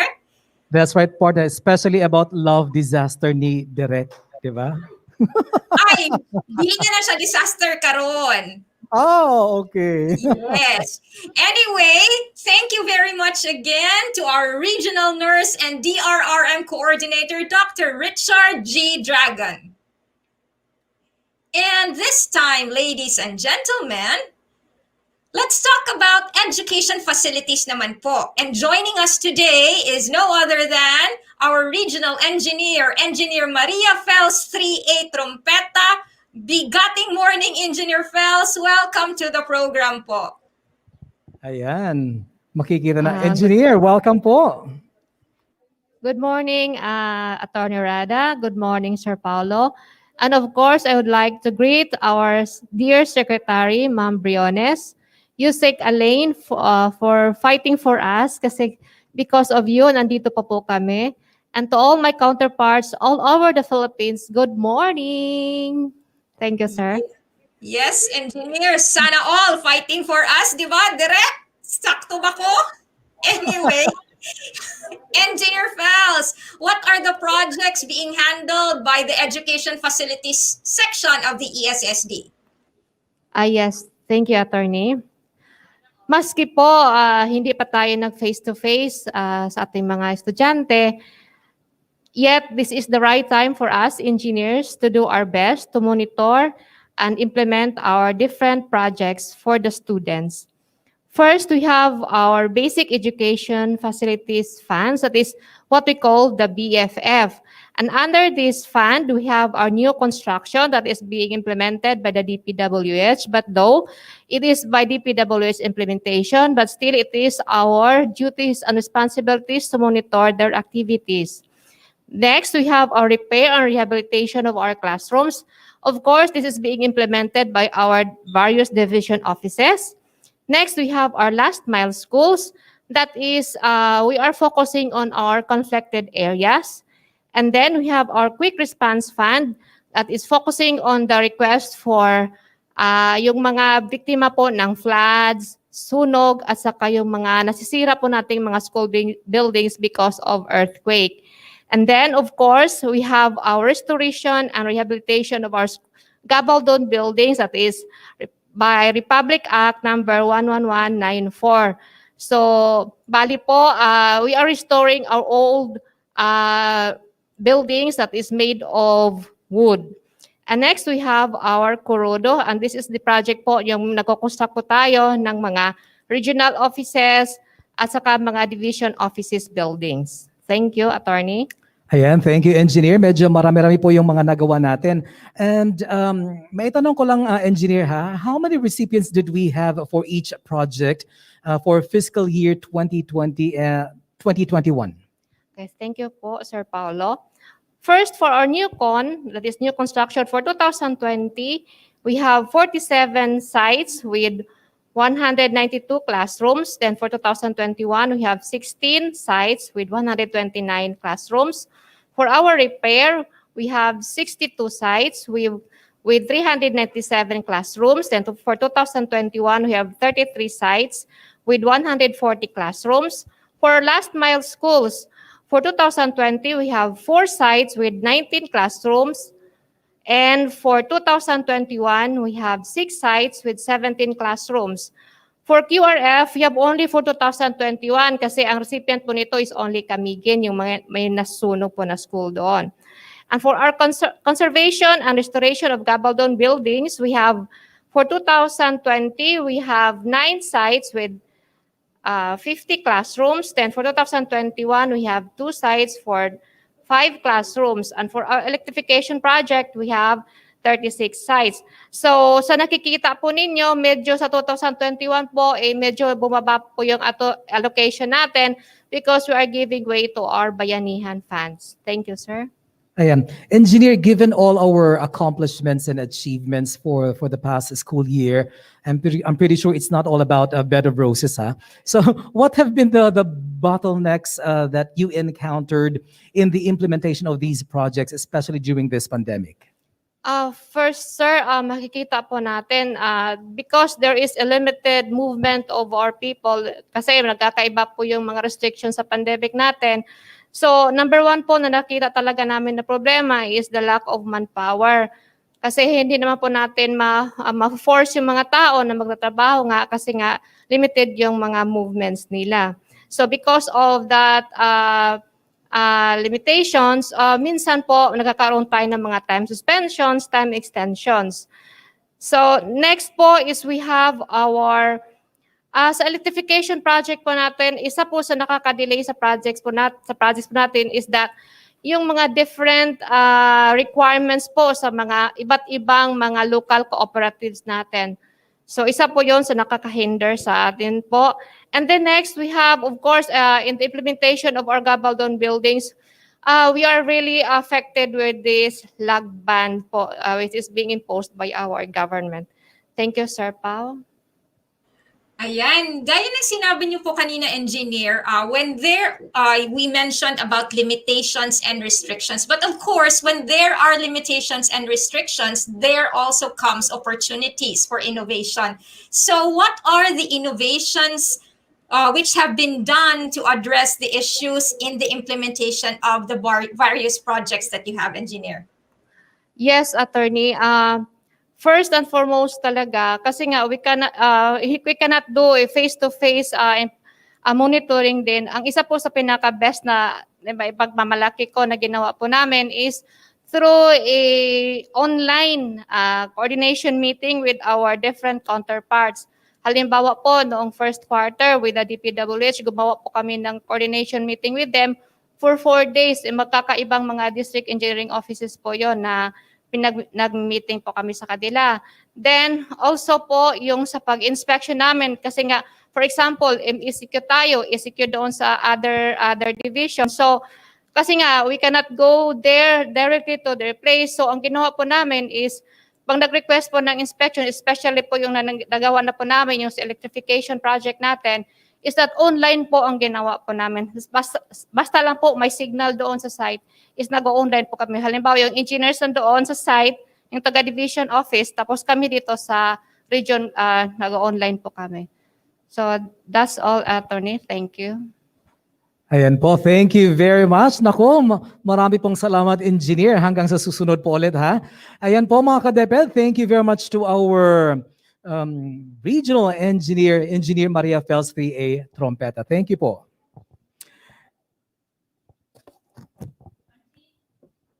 And Direk, I think we have a video. Yes.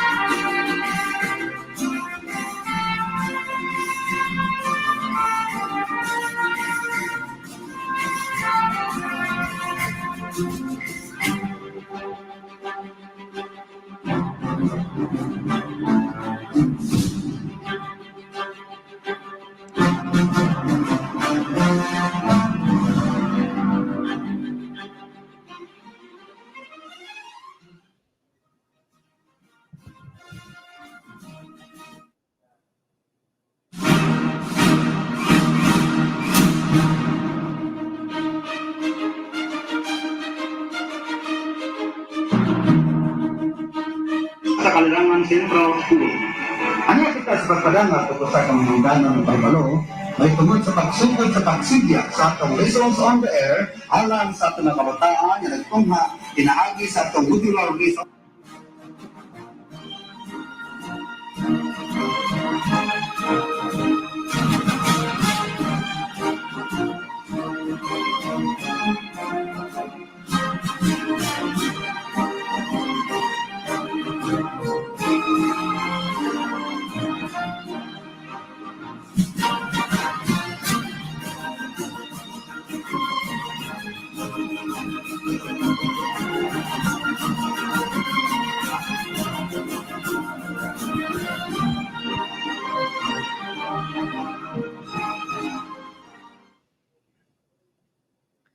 Ayan po mga ka-DepEd, and completing our lineup today is the regional focal person for youth formation and partnerships, Dr. Jean T. Loquillano. Maayong buntag, Ma'am Jean. Welcome to BigaTEN DepEd 10.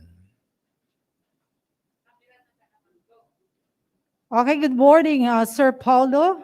And my morning greetings to all the viewers from the 14 divisions of the entire Region 10, and of course to our Regional Director, Dr. Arturo B. Bayocot, and also to our Assistant Regional Director, Dr. Victor de Gracia. Magandang umaga po sa inyong lahat. Ayan, magandang umaga po, Ma'am Jean. Ma'am Jean, what are the different programs and projects under your care that support the efficient and effective delivery of quality basic education? Okay, thank you so much for that question, Sir Paulo. Now, in the context of the education partnerships, the Education Support Services Division has implemented various programs and projects in support to the delivery of the basic education program amidst pandemic. Now, the first one is the Adapt a School program, in which the office, Regional Office 10, tried to connect or link with various partners, especially the private organizations and private individuals, in order to give their assistance, especially to the schools that are in need and those who are located in the geographically isolated and disadvantaged areas, or we term that one as the GIDAs, in order to address also the needs of our learners.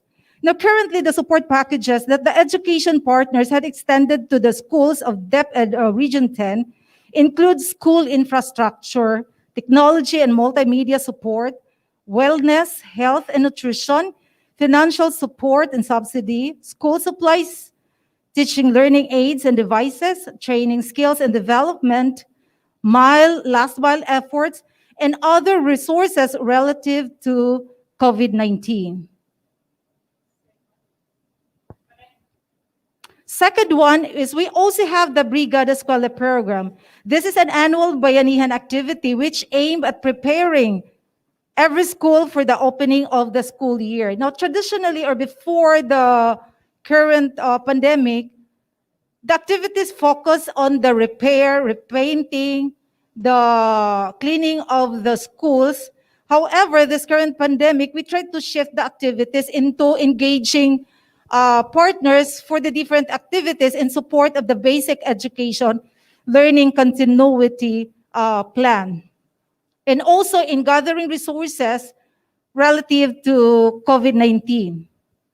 The Brigada Eskwela program this year, pursuant to the new DepEd Issuance Series of 2021, it also highlights the Brigada Pagbasa project, in which DepEd Regional Office 10 again tried to partner with the different LGUs and also with the DEDA, the community, the academic, the World Vision, in order to implement, and also with the Curriculum Learning Management Division, in order to implement this Brigada Pagbasa, and in order to address the reading proficiency level of our learners, especially those who are being labeled as a frustration level of learners. And this project, the Brigada Pagbasa project, is aimed at addressing also yung end goal na kailangan at the end of the implementation of the project, dapat bawat bata ay marunong nang bumasa. Nako, tama ka dyan, Ma'am Gino, especially talaga yung reading proficiency is a continuous national concern, no? Lalo na dito sa Pilipinas. Now, Ma'am Jean, aside from the partnership programs and projects that your division is implementing, do you have other programs and activities that would somehow, develop and empower our learners? Yes, Sir Paulo, absolutely there is.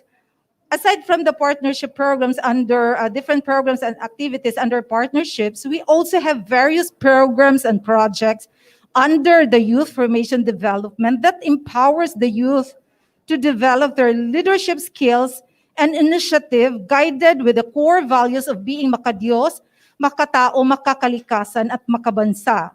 Now, the YFD programs include Student Leadership Program, National Greening Program that includes the ESSO and Gulayan sa Paaralan Program and Barkada Kontra Droga. And relative to this different programs and projects, under the Youth Formation Division, we are so proud to say that we produced 9 entries as our national qualifiers for the Gawad C Club Outstanding, a search for outstanding program implementers.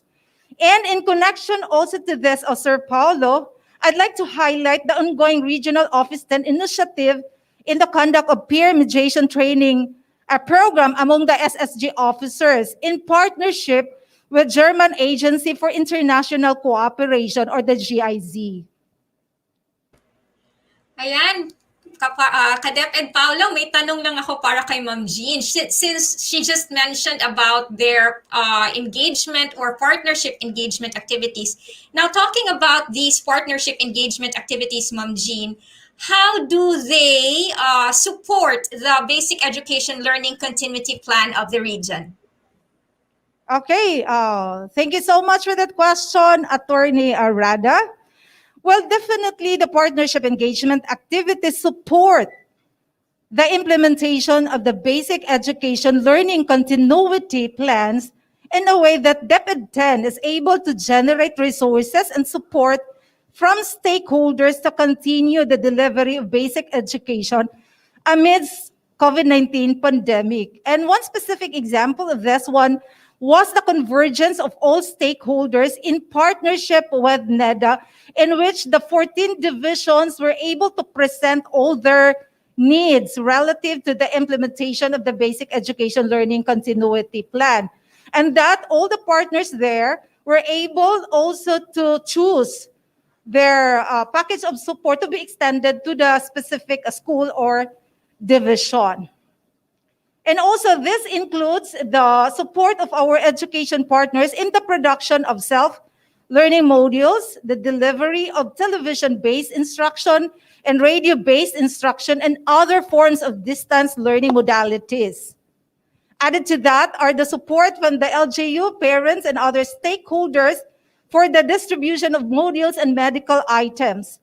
Through the effort and support of different stakeholders and partners, the Brigada Eskwela was likewise sustained and implemented. So all these partnership engagement activities, Attorney Rada, provided ways to deliver quality basic education amidst pandemic.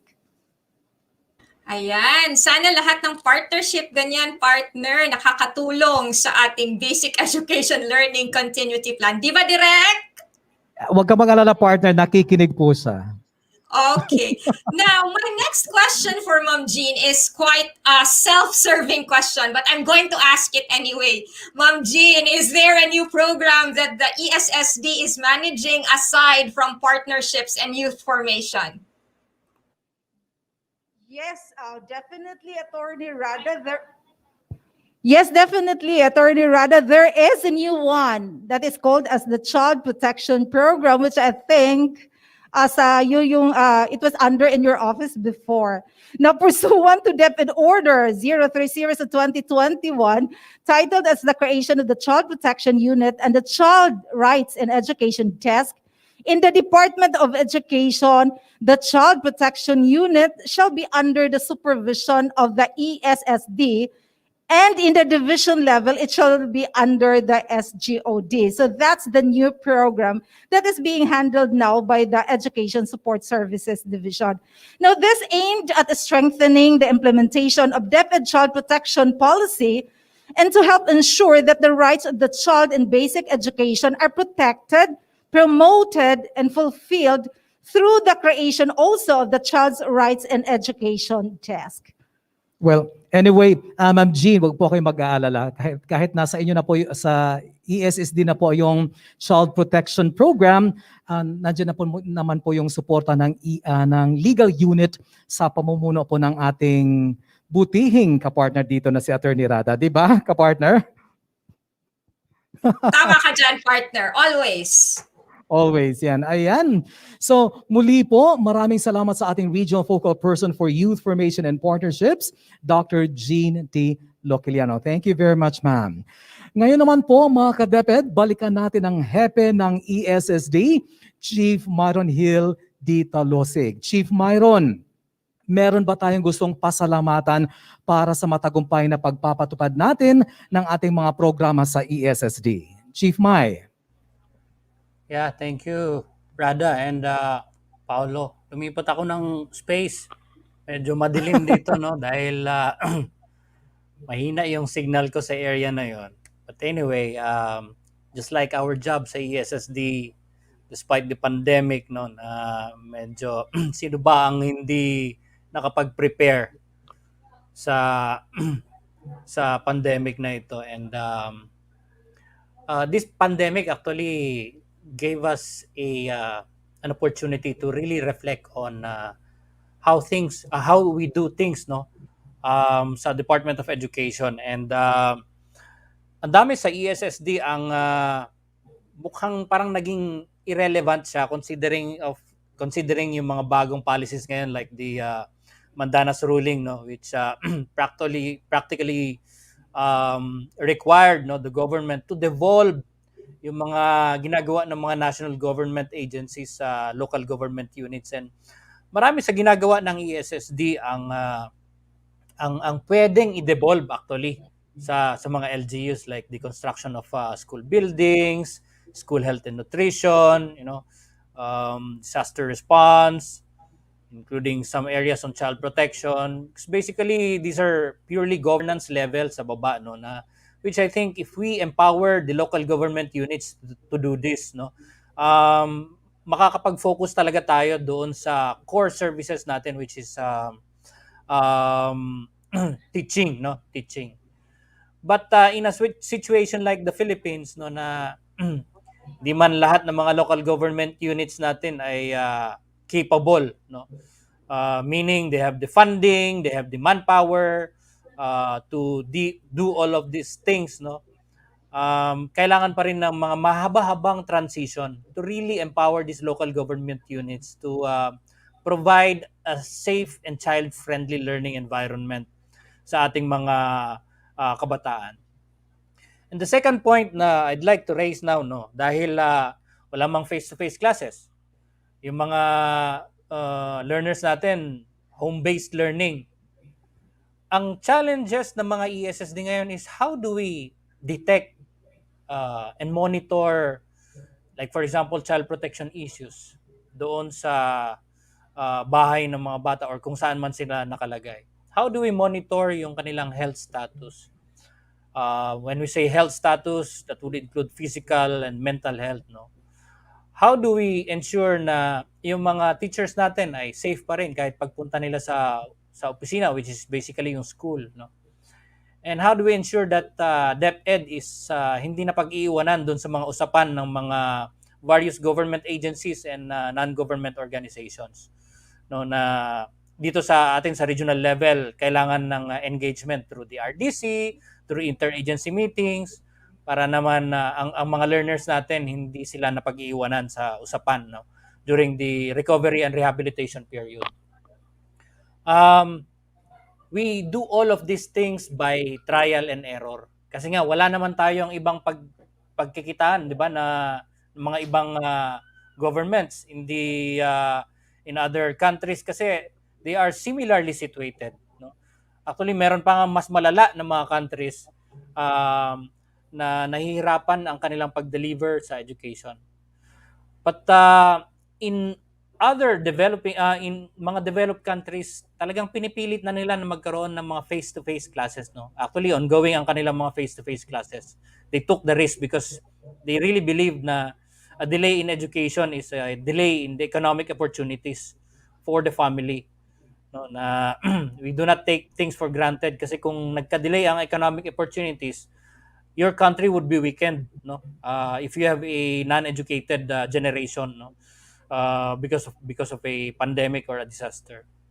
And all of these things, no, we are trying our best, no, to engage partners so that still education would continue. Medyo malawak siya, but in simple terms, for example, when we engage partners, hindi lang naman yung individual partner na private partner, but like radio stations, TV stations. These are organizations that could help, no?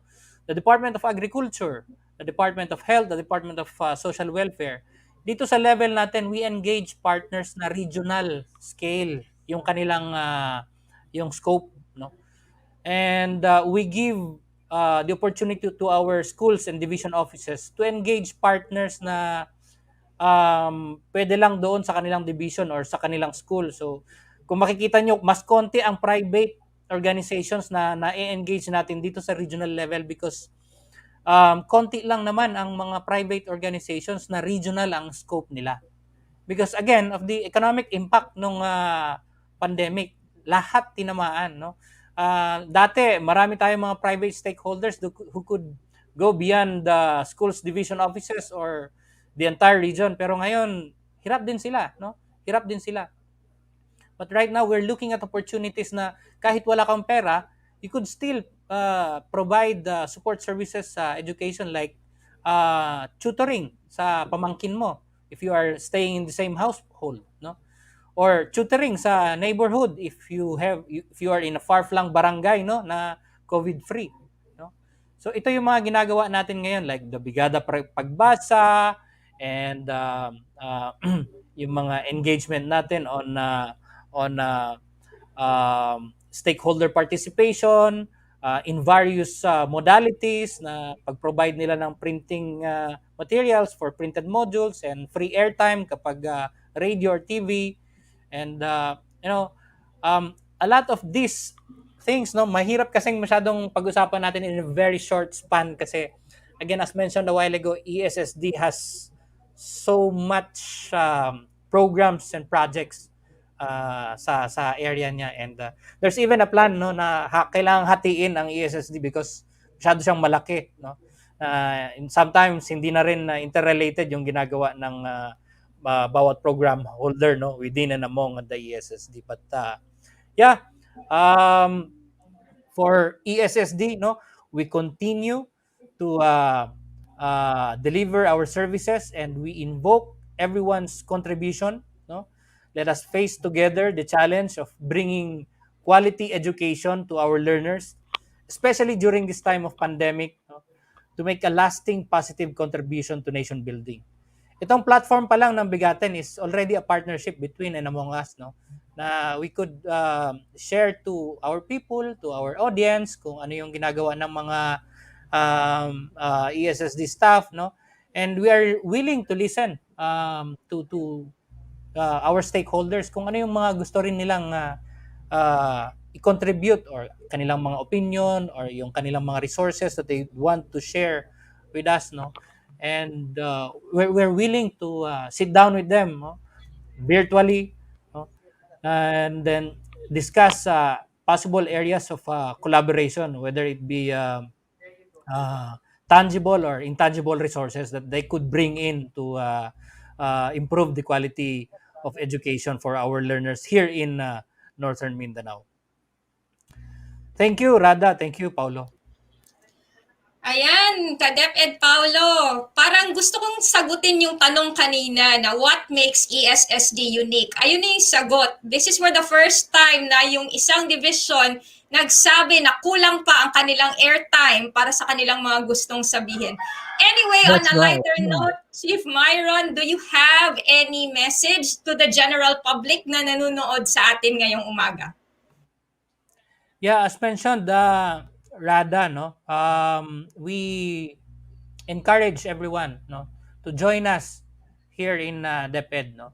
Whether you are an internal partner, meaning you are with DepEd, or external partner, no, an NGO, an individual, a government agency, let's face together. Let us face together the challenges of bringing quality education to our learners. And marami po tayong pwedeng maitulong sa pagpapatuloy ng mga learners natin, especially since nandito tayo sa mga bahay natin and we see our learners unlike before na from 8 to 3 or 8 to 5 hindi natin nakikita yung mga learners dahil nasa school sila. Ngayon nakikita natin yung mga bata within our means, and we could provide support to them, no, via education or including mental health support for them na to be responsive sa mga modular na mga delivery of education natin sa ating mga kabataan. Thank you. Ayan po. There you go, ladies and gentlemen. Our featured functional division today, the Education Support Services under the leadership of Chief Myron Talosig, together with the ESSD team of dynamic servant leaders. We have Dr. Myra G. Yee, Dr. Ray Ignacio B. Cagang, Engineer Maria Fels 3A Trompeta, Dr. Richard G. Dragon, Dr. Jean T. Loquillano, and Miss Hannah Leizl K. Ratunil. Ayan, maraming salamat ka-DepEd Rada. Ngayon naman po mga ka-DepEd, muli nating bigyang daan ang mga balita na ihahatid sa atin ng ating mga ka-DepEd correspondents mula sa sangay ng Oroquieta City at Tangub City. Ito ang DepEd TuesTEN.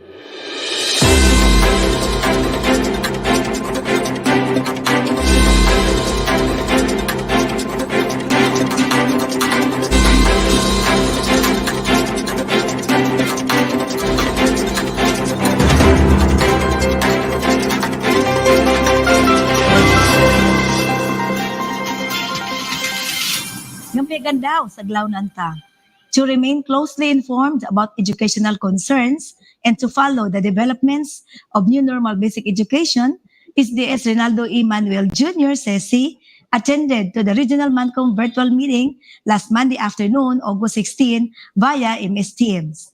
Likewise, to assist and guide the master teachers for their IPCR and OPCR for school heads, ASDS Roberto Dinaperi Jr.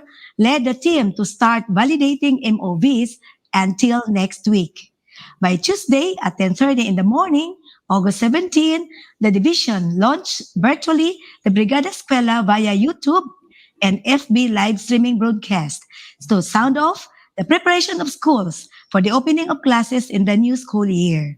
Constantly, Superintendent Manuel visited schools to monitor the implementation of DepEd programs, projects, and activities for his general supervision. Para sa BigaTEN DepEd 10 o sa Project NOAA updates, kini si ka-DepEd Maria Joy Tanagot gikan sa Oroquieta City Division.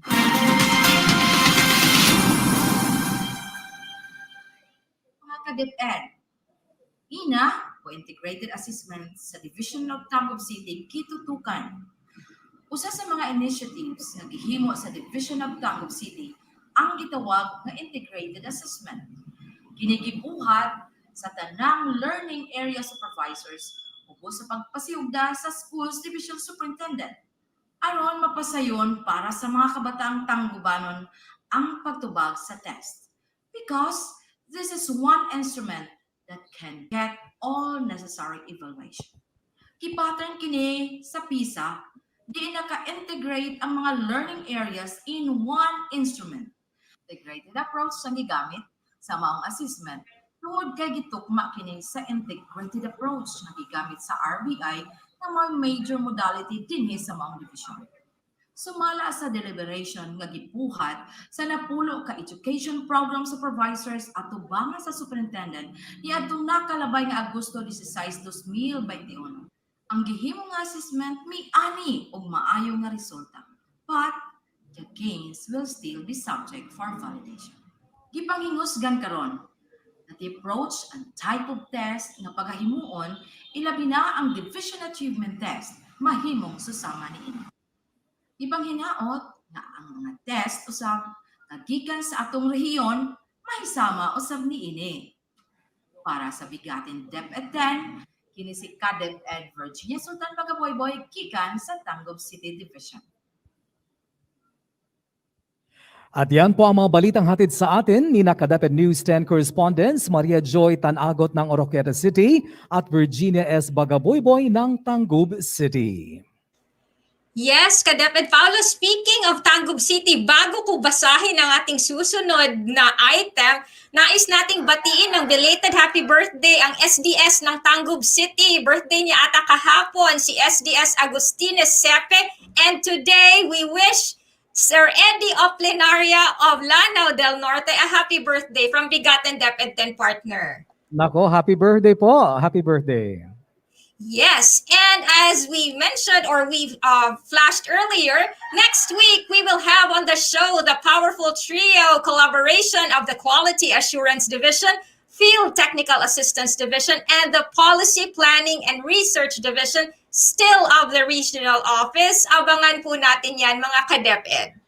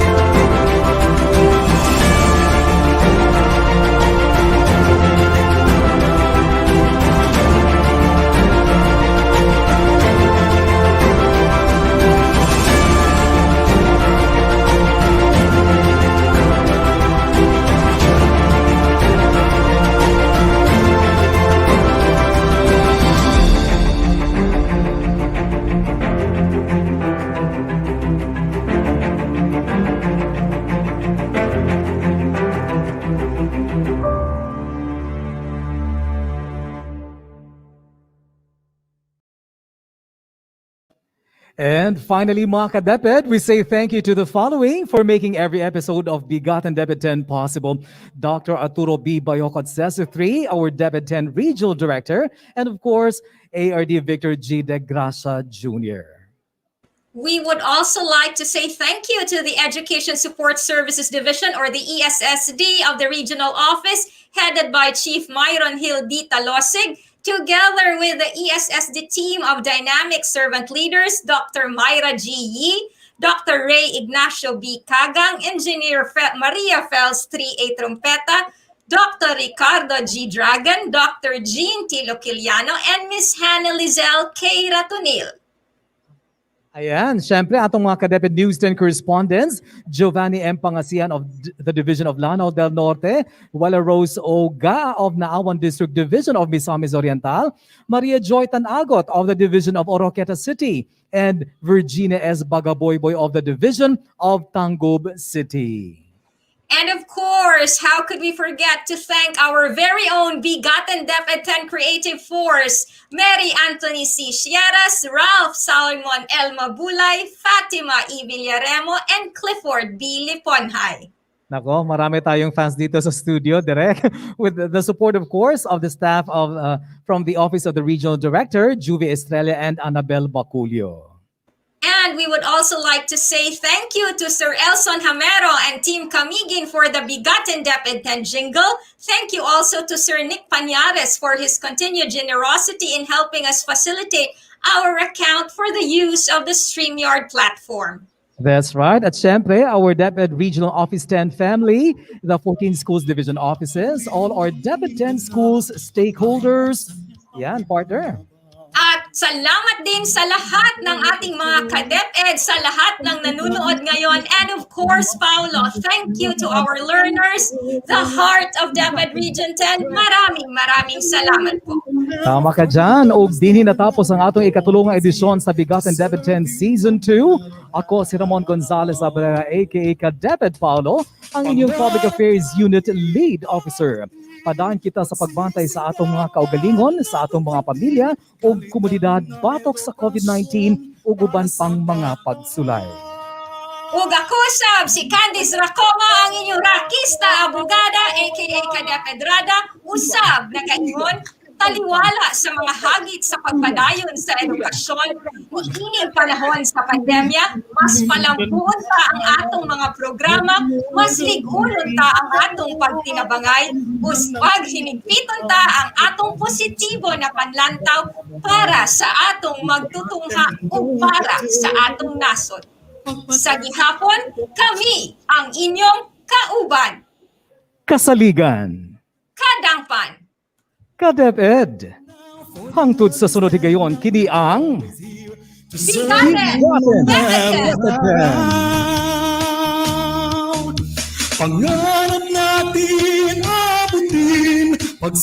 Thank you very much, ESSD, Chief Myron, and ESSD team. Salamat. Para sa bansa. the Northern Mindanao, amihan ng Mindanao, BigaTEN DepEd X, BigaTEN DepEd X, amihan ng Mindanao, pagkahiusan at paibabaw, BigaTEN DepEd X. Pagpadaan sa edukasyon, mao'y dumong nga maangkon. BigaTEN DepEd X, DepEd Northern Mindanao, for the learners then and now, we're always here to serve you no matter how. Pangarap natin abutin, pagsisikapan natin kamtin, kalidad na edukasyon para sa bata, para sa bansa.